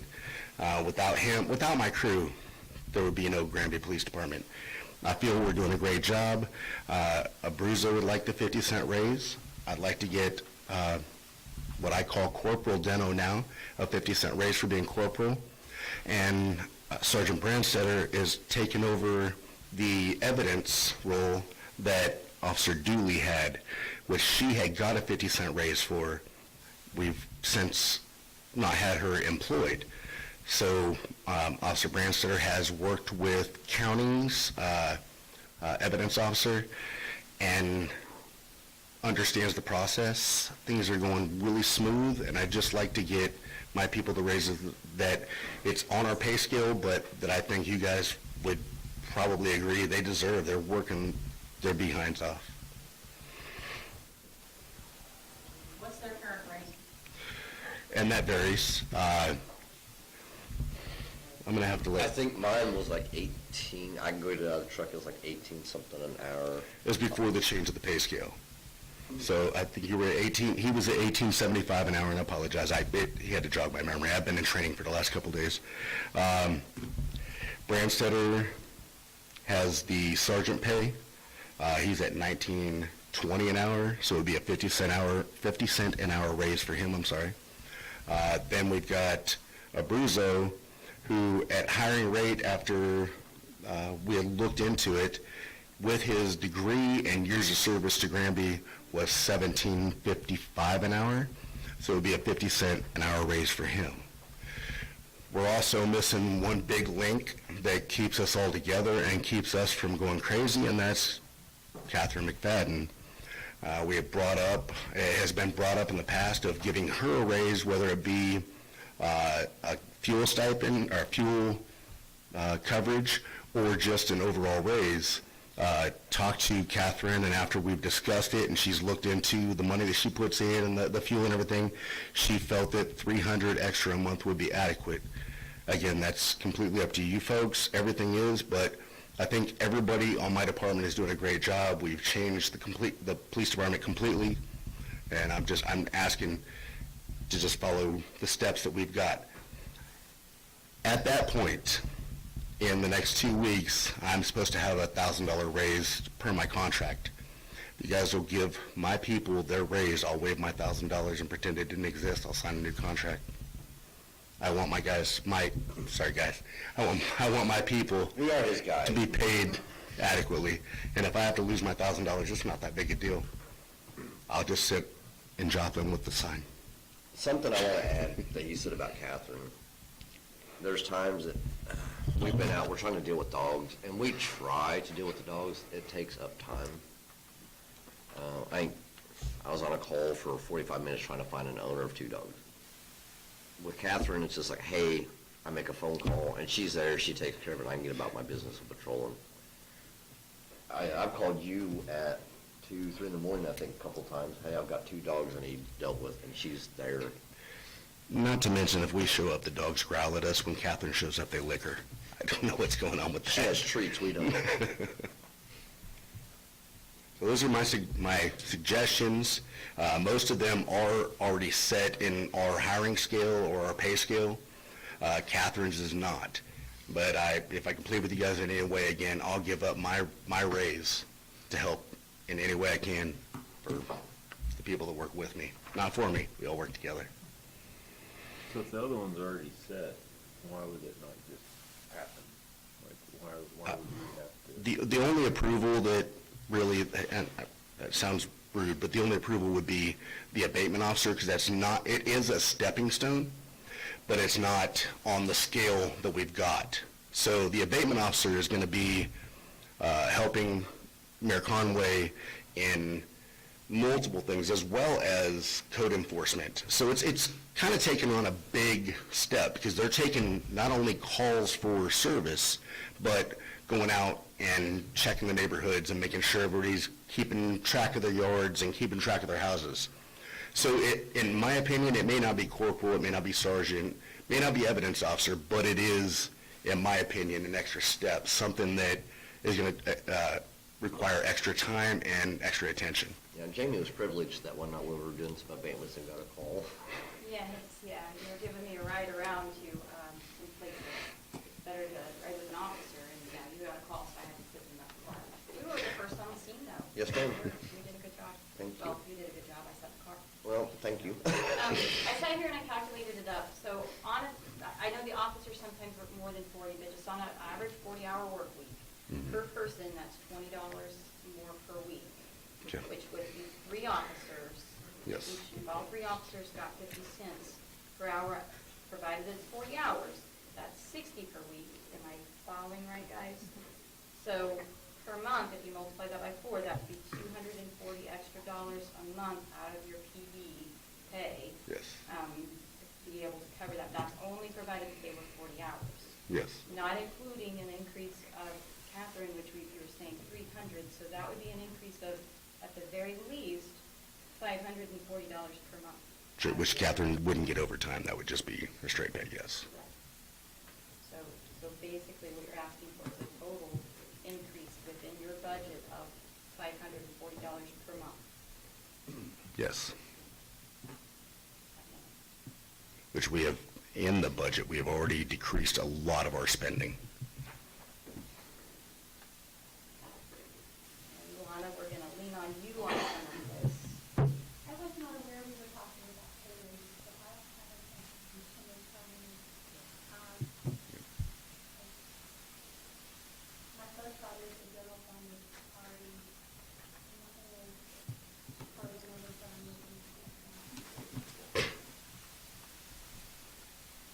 I'm gonna be a hard ass here.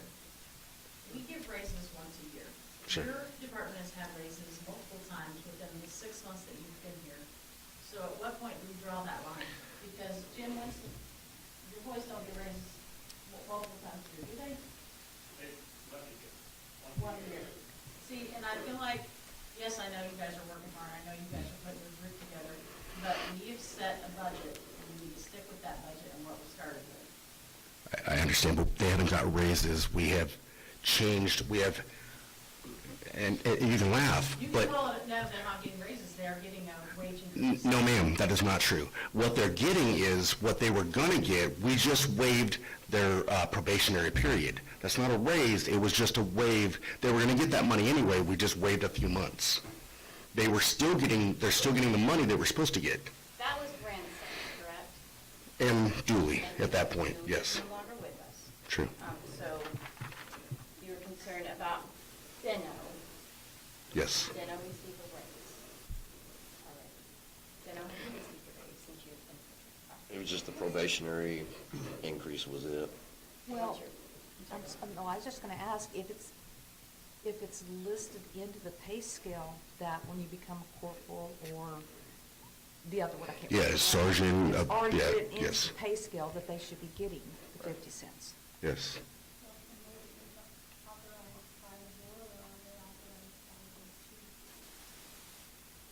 It actually doesn't state in the pay scale, it just says with approval.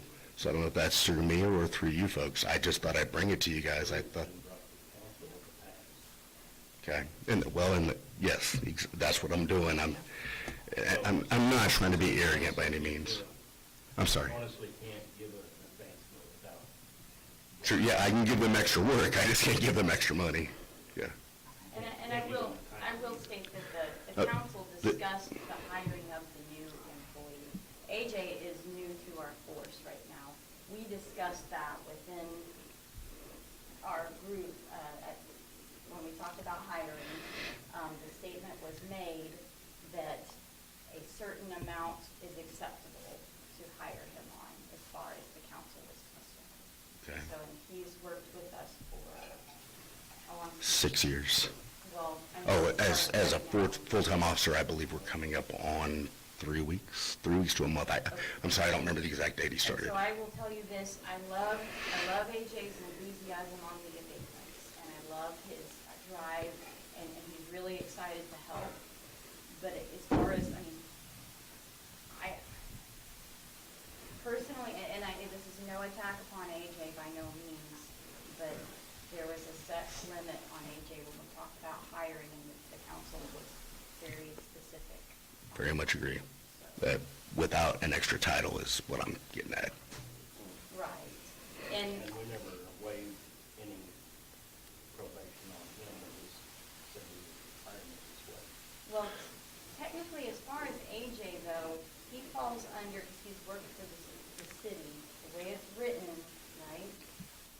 Is he falls under the 6 years. Yes. He's already passed his probationary because of the year's service, yes. And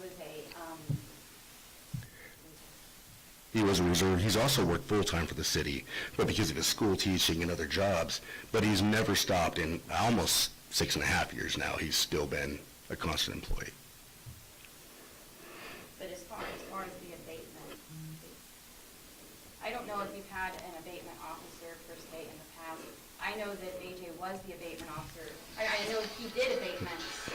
However, I know that it wasn't followed through. Not Yes. him. No, but the program. On our end. Yes.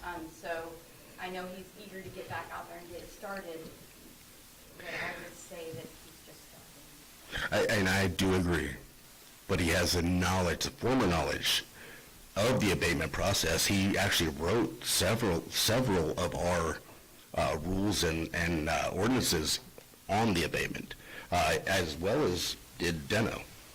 So, and I understand he's new, but he's not new. He's been here, he understands it, he knows people of the city. As far as abatement goes, I understand it's not a huge title like a corporal or a sergeant or a chief, but it is a title, and it's something that's going to take a lot of extra attention. This is not something that he can just do on the job. There's going to be times that he's going to get calls at home, as I do, and I know, because I get the phone calls and I'm expected to. But there should be some kind of supplement for the extra attention that you're getting. and the hard work that he's gonna be putting in, as well as all my officers, everybody. I couldn't ask for a better crew. And I know some of the other city heads are gonna be, upset if you guys grant this because their guys aren't getting the raises. We are a different entity, and I'm not slamming any of them. All of us are necessary. The fire department, the city department, sewer, gas, all of us. I'm going with, as far as Demo and Brandstetter are stepping stone, which is what you guys actually agreed on in the first place. You guys changed the pay and put it to where we do have a stepping stone if you get an extra title. It doesn't specify that council has to give that title. I believe that's kind of the trust that you give into the chief, that I can look at them and say, you're doing a great job, you're doing this great job. But it came to us before we agreed with the titles, it wasn't the chief doing it. Well, and I understand, Mr. Cottrell. And I'm going to give the title because they're doing the job. It's the raise that I'm asking you guys for. These guys are working their butts off, and they at least need that kind of respect. Every city employee works their butt off. Oh, I'm not denying that at all. I am not, I just, The only time Jim has talked about a raise for his guys is to say, I'll forego mine if we only get one. I just did that. You just did that, I know you did. But I'm saying, we've raised your fellas multiple times in the 6 months that you've been here, and at No. one point, you're gonna. No, you give haven't. their titles. You have not given them raises. You've given them what they were going to get Maybe increase anyway. their pay. Let's call it that. No, I won't call it that. You gave them an increase in pay, but only because you just waived their probation. You didn't give them an increase, it was the pay they were going to get. You just waived the probationary They were period. making more money before they needed to A make couple more. of months earlier, yes. That's an Brandstetter and Demo. That's an Brandstetter and increase. Am I wrong? Increase, yes, In but their pay scale that they took home? for Yes. for 2 months, And we've yes. given them a benefit of insurance, Yes, so that is another benefit that every city employee is getting. which is every city employee, yes. Yeah, But your department's no different than every other department. We all not saying it is, but I've got a pay scale. We can change that again if you want. I'm sure you will. Okay, let's get to the point where we make a decision. I'm not backing down. Is the council interested in entertaining an increase of 50 cents or not? If you do not make a motion, the motion fails, or it fails.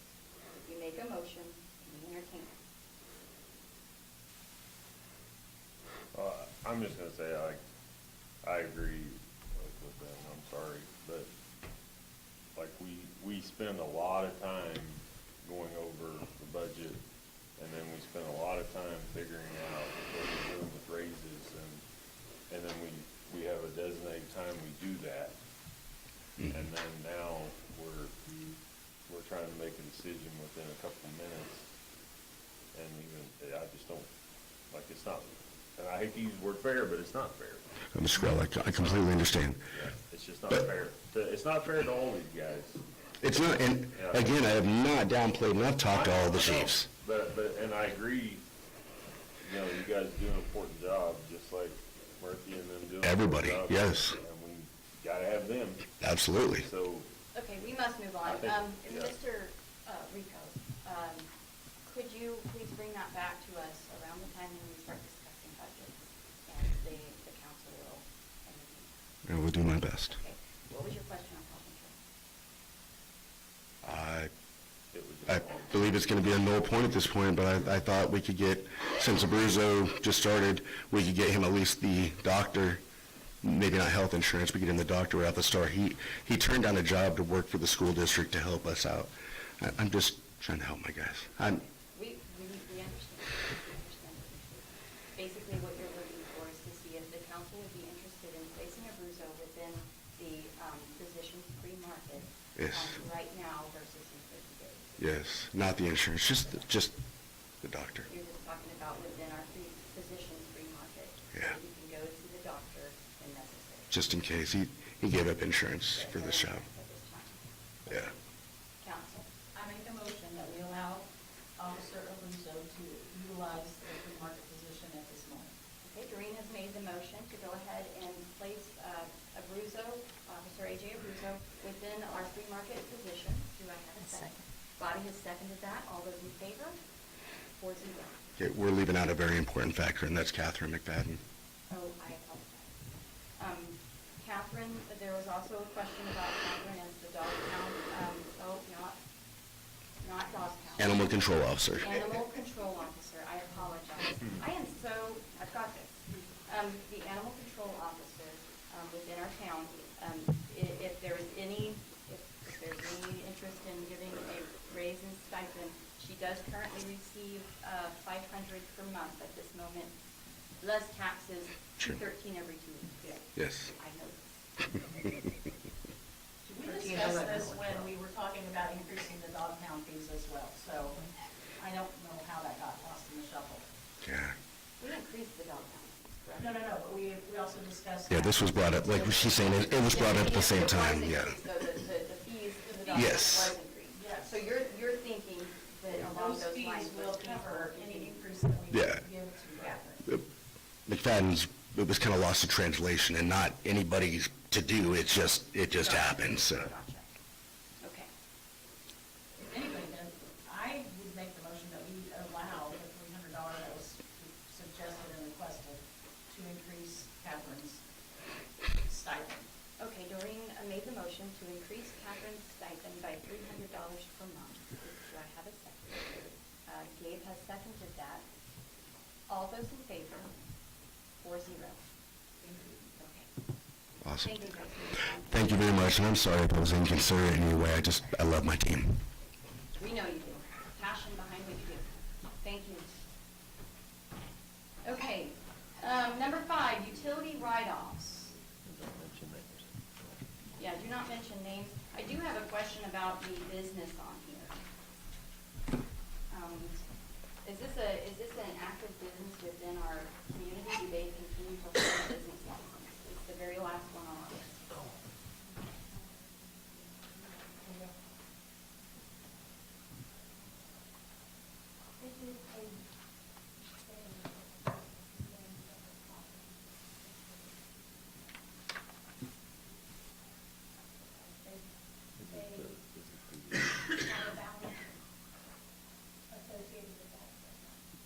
Okay. I know in the past when somehow my name ended up on this, and I did not realize that I was missing the payment somehow. Did we reach out to these guys? Because no one reached out to me in that. I asked Carrie that question before I put it into the packet, and she said she was following up with everyone on there, that we have a phone number for. I encourage her to continue to do her due diligence to get those fees before we actually write them off. Is there anyone on this list that still has utilities in Granby? Maybe just moved to a different spot? I see a familiar name, that's why I'm asking. There is, they come across my report, It'd be the third one from the bottom. there was somebody that we spoke with, or spoke about a lot of times what happened, and they didn't know.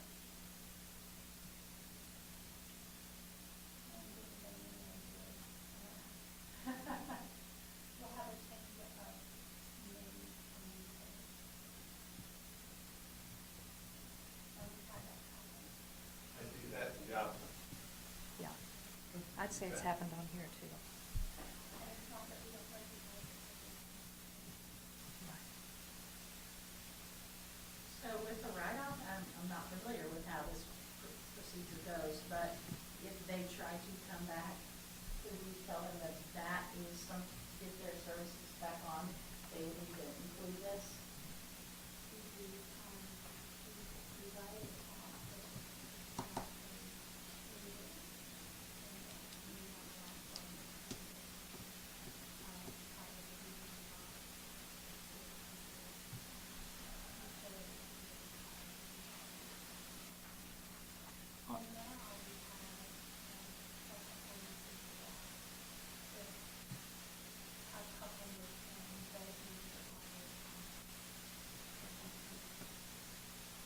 Kind of like that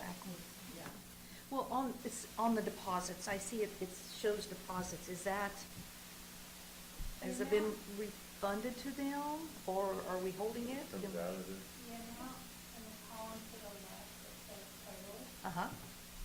is the total after that deposit. amount After. deposit. Okay. Wow. Yeah. That's- How do you decide which section it comes out of? Like, 1, 2, 3 down, or 2 down, where they had a $400 deposit, their total was $153 left, and it says sanitation 0, sewer 0. How do you determine which one is water, gas, that comes out of? Typically, it's based on how your deposit and all of that. Okay, Um, that makes sense. And the landlords are not held responsible? They are held responsible? we do have a few landlords on here. We have missed it on occasion, but if somebody can go to one of the properties that has an outstanding balance on it from a previous renter, we do not convey utilities until the landlord comes in and makes the installment.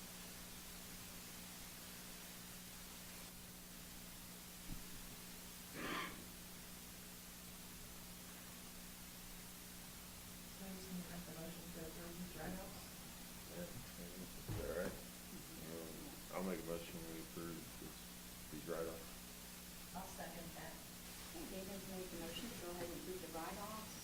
Lorraine has seconded that. All those in favor? 4-0.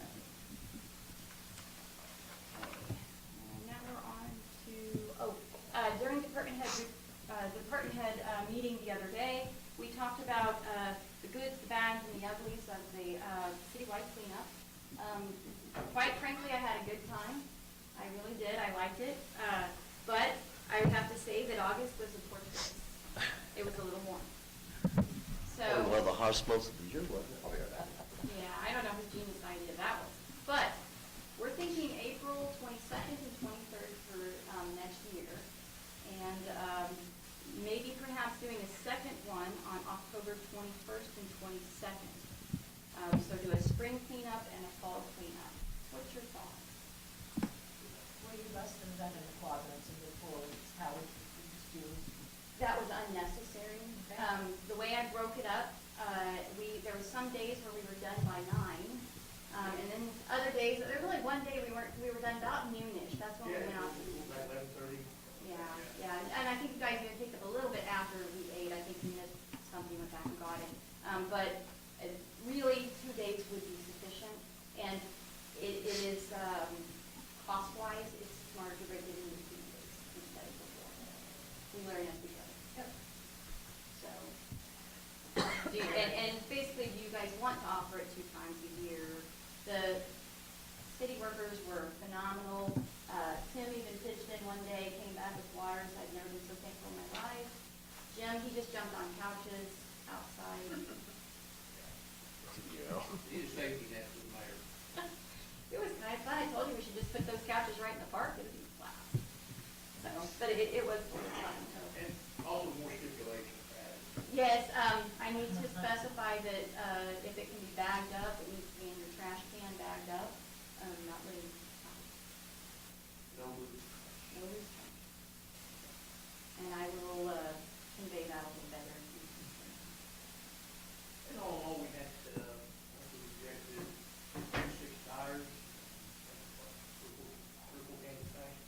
It was really good as far as, other than one stop, that Well, we did have citizens that were outside saying, hey, I didn't realize you were doing this. Can you come in our yard and get these, this, and this? And we accommodated and did a few things that they couldn't carry out. So I'm even thinking maybe in the future, if we had kind of a heads up, if there's something heavy closer to the house, please let us know and we can help with those kind of you things. people that helped us out tonight before. Yes, some people came through and cleaned it up. They cleaned up the tiles before we got there. Yeah, that was impressive. You'll pick them up next time. Yeah. Right. But I did have a good time. I really did. I thought it was great. And the workers were just phenomenal. They worked very hard and they worked together. It was great. Okay, so we had, Put that on the books, or would you need to put that? don't necessarily need a motion on this.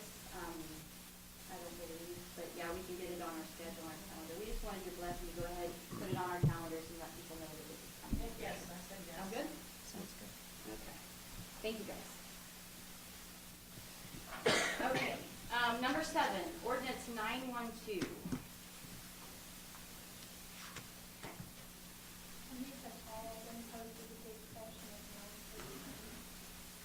So, bill number 912 and ordinance to amend section 117.010, article 3, chapter 117 of the municipal code, pertaining an ordinance of the city of Grandview, County of Missouri, to establish a procedure to disclose potential conflicts of interest and substantial interest for certain citizens.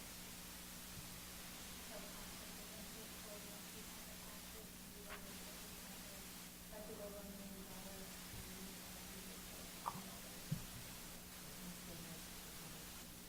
I move to accept bill number 912 on the first reading by number and title only after having posted publicly for 10 days.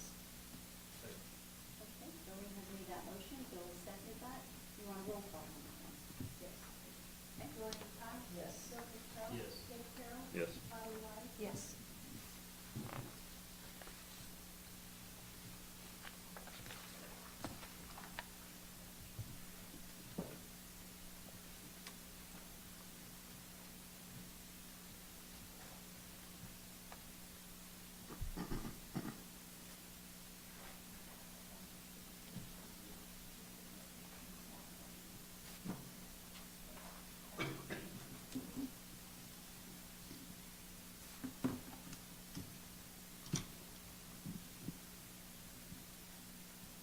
Would you like me to pause while they're signing? Okay, so bill number 913. Bill number 913, an ordinance of the city of Grandview, Missouri, repealing and replacing section 205.212 impoundment in violation of chapter 205 animal regulations in the code of ordinances of the city of Grandview, Missouri.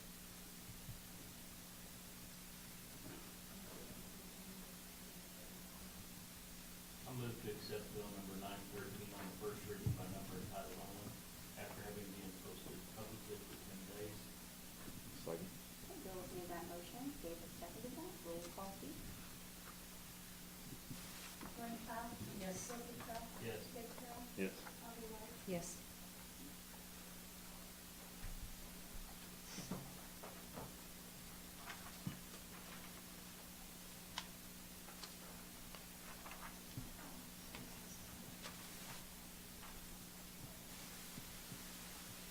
Do we have another page for this? No, the bill is submitted by the city prosecutor that way, so the temporary solution that way, that would be for everyone to go over time with them. Sure, at this time, but yes, yea or nay on that. I guess it's yes. at the end of it. Before we go too far into ordinance number 914, which is the business license and regulations, I do want to point out a concern that I've been asked about. Business licenses, there's a section under it that discusses garage sales. To have a perpetual garage sale is against our ordinances. If a person wishes to have a garage sale for more than 3 occasions within a 1-year period, they need to get an LLC, and the reason, or some sort of sole proprietor business license. There's 2 reasons for that. Number one, it is safer for them as a person having people coming onto their property and being able to have some business liability insurance that saves them from being personally sued. So that's helping the citizen. And number 2, creates revenue with sales taxes. So I do want to make sure that the citizens are aware that you cannot have a perpetual garage sale within the city of Granby for over 3 occasions within a year period. It is an ordinance. So, and now we can move on to our business license. Bill number 914, an ordinance of the city of Grandview, Missouri, repealing and replacing section 605.020 license fees of chapter 605 business licensing regulations in the code of ordinances of the city of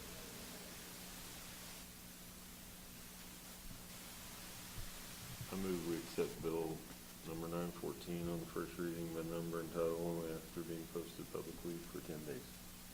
Second it. Okay, Dave has made the motion. Bobby has seconded that. Oh, roll call, please. Gloria Pike? Yes. Bill Fitzgerald? Dave Carroll? Yes. Bobby White? Yes.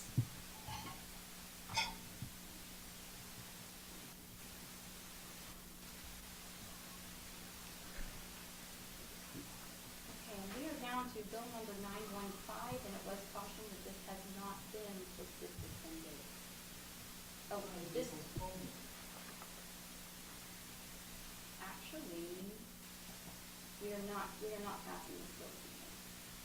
That needs to be postponed. I make a motion we postpone Bill 915. We want to do it till the, doesn't matter, when, Really not gonna talk about October 12th. Second. Okay, Gabe has made the motion to postpone bill number 915 until October 12th. Bobby has seconded that. All those in favor? 4-0. Okay. Good catch there too, Martin. I was catching it, but you're catching it right at the same time there. Thank you. Number 11. Number 11 on our new business discussion, adding a sales tax issue to the ballot for recreational sale of marijuana. Can you fill us in on this? So we have an option to place this matter on the ballot for us to collect 3% sales tax on any recreational sales of marijuana. We do not currently have a dispensary in the city, but several municipalities are anticipating getting this information from the system prior to that. So we have missed the deadline to have it on the November ballot at the time it was usually it would go on the April ballot, but I would use this time to proceed with that as the information.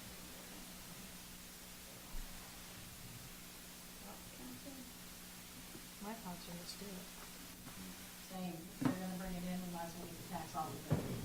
Does it have to be 3%? Can't do more. You have a question, Martin? Well, I just wondered, I have seen it on a number of states. The question I have is why is it more than anybody vote for that? The people who usually vote for Trump and who usually have a constitutional amendment, pretty well, I voted for it. Well, the question is, why would anybody vote for it? It's not necessarily whether, I don't think the council is trying to decide whether they vote for it or not, but if you put it on the ballot, then you'll know whether they vote for it or not. I think it's just given that option out there. Voted because under the current, they can grow as much as they want. Okay. And they won't get any, Thank won't you. get any problem unless it sells to a minor. Thank you for your input on that. I appreciate it. With that input added, what's your thoughts? But we should do it. Okay, I need that in a motion. Just make a motion, we should do it. That was very professional. Do I? I'll make a motion we allow Lana to proceed with the paperwork to add the sales tax to the ballot for recreational sale of marijuana. I'll second that. Okay. Gabe has made the motion to go ahead and add the sales tax issue to the ballot for recreational sale of marijuana into the April ballot. Doreen has seconded that. All those in favor? 4-0. And then we have one last thing that Gabe added on to us for our evening. The change order. Everyone was emailed separately this change order so that you had adequate time to look over it. It has been discussed. Do you want to come up and speak, Mr. Spears?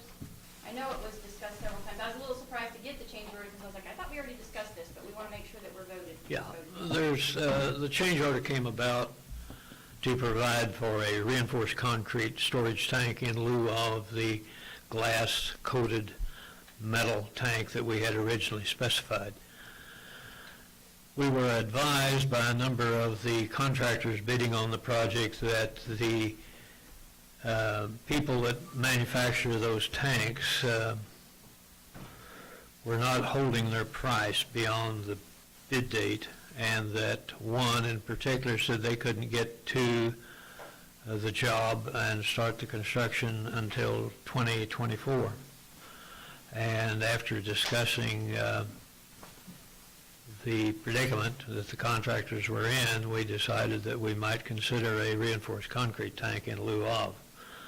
Your contractor has indicated he will provide that tank at no difference in cost and with no additional time necessary.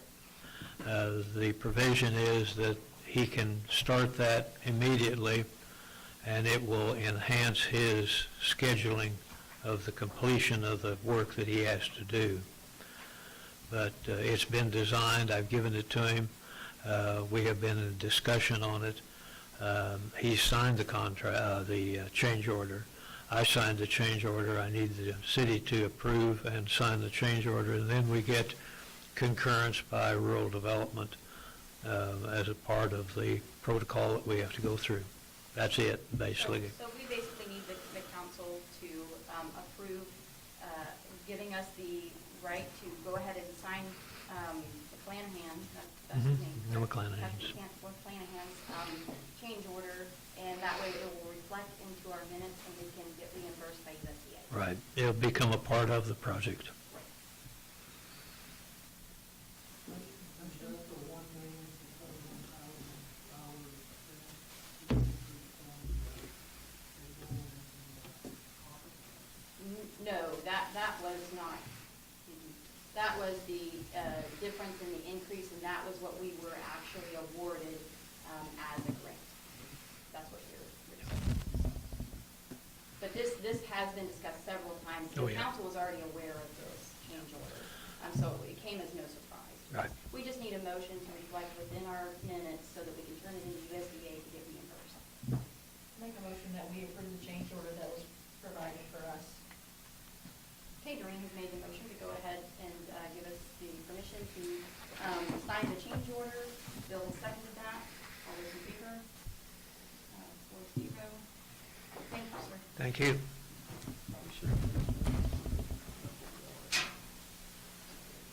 Yeah. I think it's that quick. I would entertain a motion to dismiss. I'll make a motion that we dismiss. David made the motion to dismiss. Bill has seconded that. All those in favor?